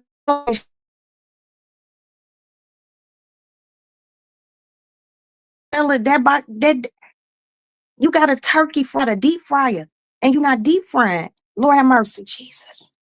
Girl, I would have been a turkey frying motherfucker, boy. I've been frying turkeys, chickens. I would have been injecting turkeys and with brown sugar and bourbon, all sorts of shit. Marcella got to open that shit up. If I was her neighbor, I would go over her house every day and make her open up 2 things. Just open up 2 things. And if you don't want to use it, then give it to somebody that's gonna use it. Or put it in one of those shop places that can resell it, and you can get a cut of it. Lord have mercy. Girl, Marcella can really turn this into like Yeah, content on her channel. yeah. You know, She really she really and as could much as because she buy, I mean, she could be reviewing those things and Mhm. Yeah, get her some because clicks and views. like I said, for me, clothes and handbags that's personal, you Yeah, know, and that might be something that she can't um that like impart from right now. and But you know as what? far the And check this ambulance coming out. I think maybe with that sister-in-law doing that, she don't in, trust yeah. nobody around her stuff. But that's why I said if she does want to do a purge, get a chair. That closet is big enough for a chair. She could sit in the chair and the person can be like, what about this, Miss Marcella? She could be like, I want to keep that. And you have your keep pile and then you have your donate pile. That Mm-hmm. way she can be, instead of just letting somebody go hog wild in your closet, you're there Uh-huh. letting them know what you want and what you don't want. That way you're still controlling the situation and you're not just relinquishing your valuables for someone else to say, hey, I'm gonna get rid of this, but I'm gonna keep this sweater because it still got a tag on it. You know, Mm-hmm. and then she can box everything up and then she can call the proper people for donation and they can pick it up. That way she knows it's going where it's going. That's Right. all. But as far as all that cooking stuff, Marcella needs to use that shit. For Oh real. yeah. Well, Tulsa, it has been a pleasure. I'll probably go live later on today, and I look forward to seeing your live today. Please send me that information about Oh yeah, the hair. the hair and Marcella, what she was talking about, where her and the lady. Oh, yeah, yeah, yeah. I would like to thank Marcella for coming up here this early morning. Thank you so much, Marcella. And whatever you need help with as far as the cooking thing, if you need to know something, please, you got my phone number. Let me know. I would like to thank Queen Tulsa for coming up here. Thank you so much, Tulsa. And I'm loving your new hair and just your whole you dig. I think it's very refreshing. I would like to thank you. Country Girl Queena. That's my country girl. I would like to thank also, hey Kiki, Miss Kiki for coming up. And I would like to thank JB Smooth. JB Smooth has been following me, and I appreciate her so much. And everyone's just so insightful. And I would also like to thank Dina. I seen my Dina Bobina in here. And on one, be on one, and always comes through. Thank you so much. Thank you so much. And I would like to thank my Pixie. My Pixie does. Thank you so much for always supporting me. And well, that's Tulsa. Just gonna make sure. All right, see you, baby. And I would Have a like to good- thank anyone who has been in my bushes. Thank you so much for being here. I hope everyone hit the like button. And just scrolling through. I still got to go do laundry, and I still have to go to grocery shopping today. And I'm going to give me a few hours sleep and get up and take care of what I need to take care of. Everyone, get your list together for, thank you, Mr. AT2, for stopping by, little bro. I appreciate you. Thank you, thank you, thank you. Everyone needs to get their list together on what not do for Thanksgiving, what they want to cook, have a plan. And thank you for being up with me late night, because I'm usually asleep, but I slept so late today and I'm just up. Now I'm sleepy because I did take a Unisom when I went to the bathroom and it's kicking in, so I can go get me a little shut-eye. And that is about it. But I appreciate you guys for being here. I appreciate your participation. Holidays are rolling around. Everyone be safe, because people are fucking crazy. And thank you for coming by to the little lady lounge. Thank you, thank you, thank you. Now I'm gonna get my black ass up and go get in my bed, go to sleep. Wow. God, all my bones cracking and shit. Get up and, just do what I have to do. And God bless you all. Oh, okay, hold on. Hold on. Maya, turn the TV down a little, baby. Maddie's best friend is here. And Maddie's in her room asleep. And Aspen is asleep. My husband is asleep. And Maya's been asleep, but she's up now. But I'm going to take my black ass to sleep. So thank you guys for being at the Lady Lounge. And I will talk to you all later on today, probably when I'm going grocery shopping, because I want to show you all this market that I go to. That's a warehouse, and it's a huge refrigerator and has nothing but meat. That's where I'm going to get my smoked turkey, smoked chicken drumsticks for my greens. So good night, and thank you for being here. Talk to you later. Bye.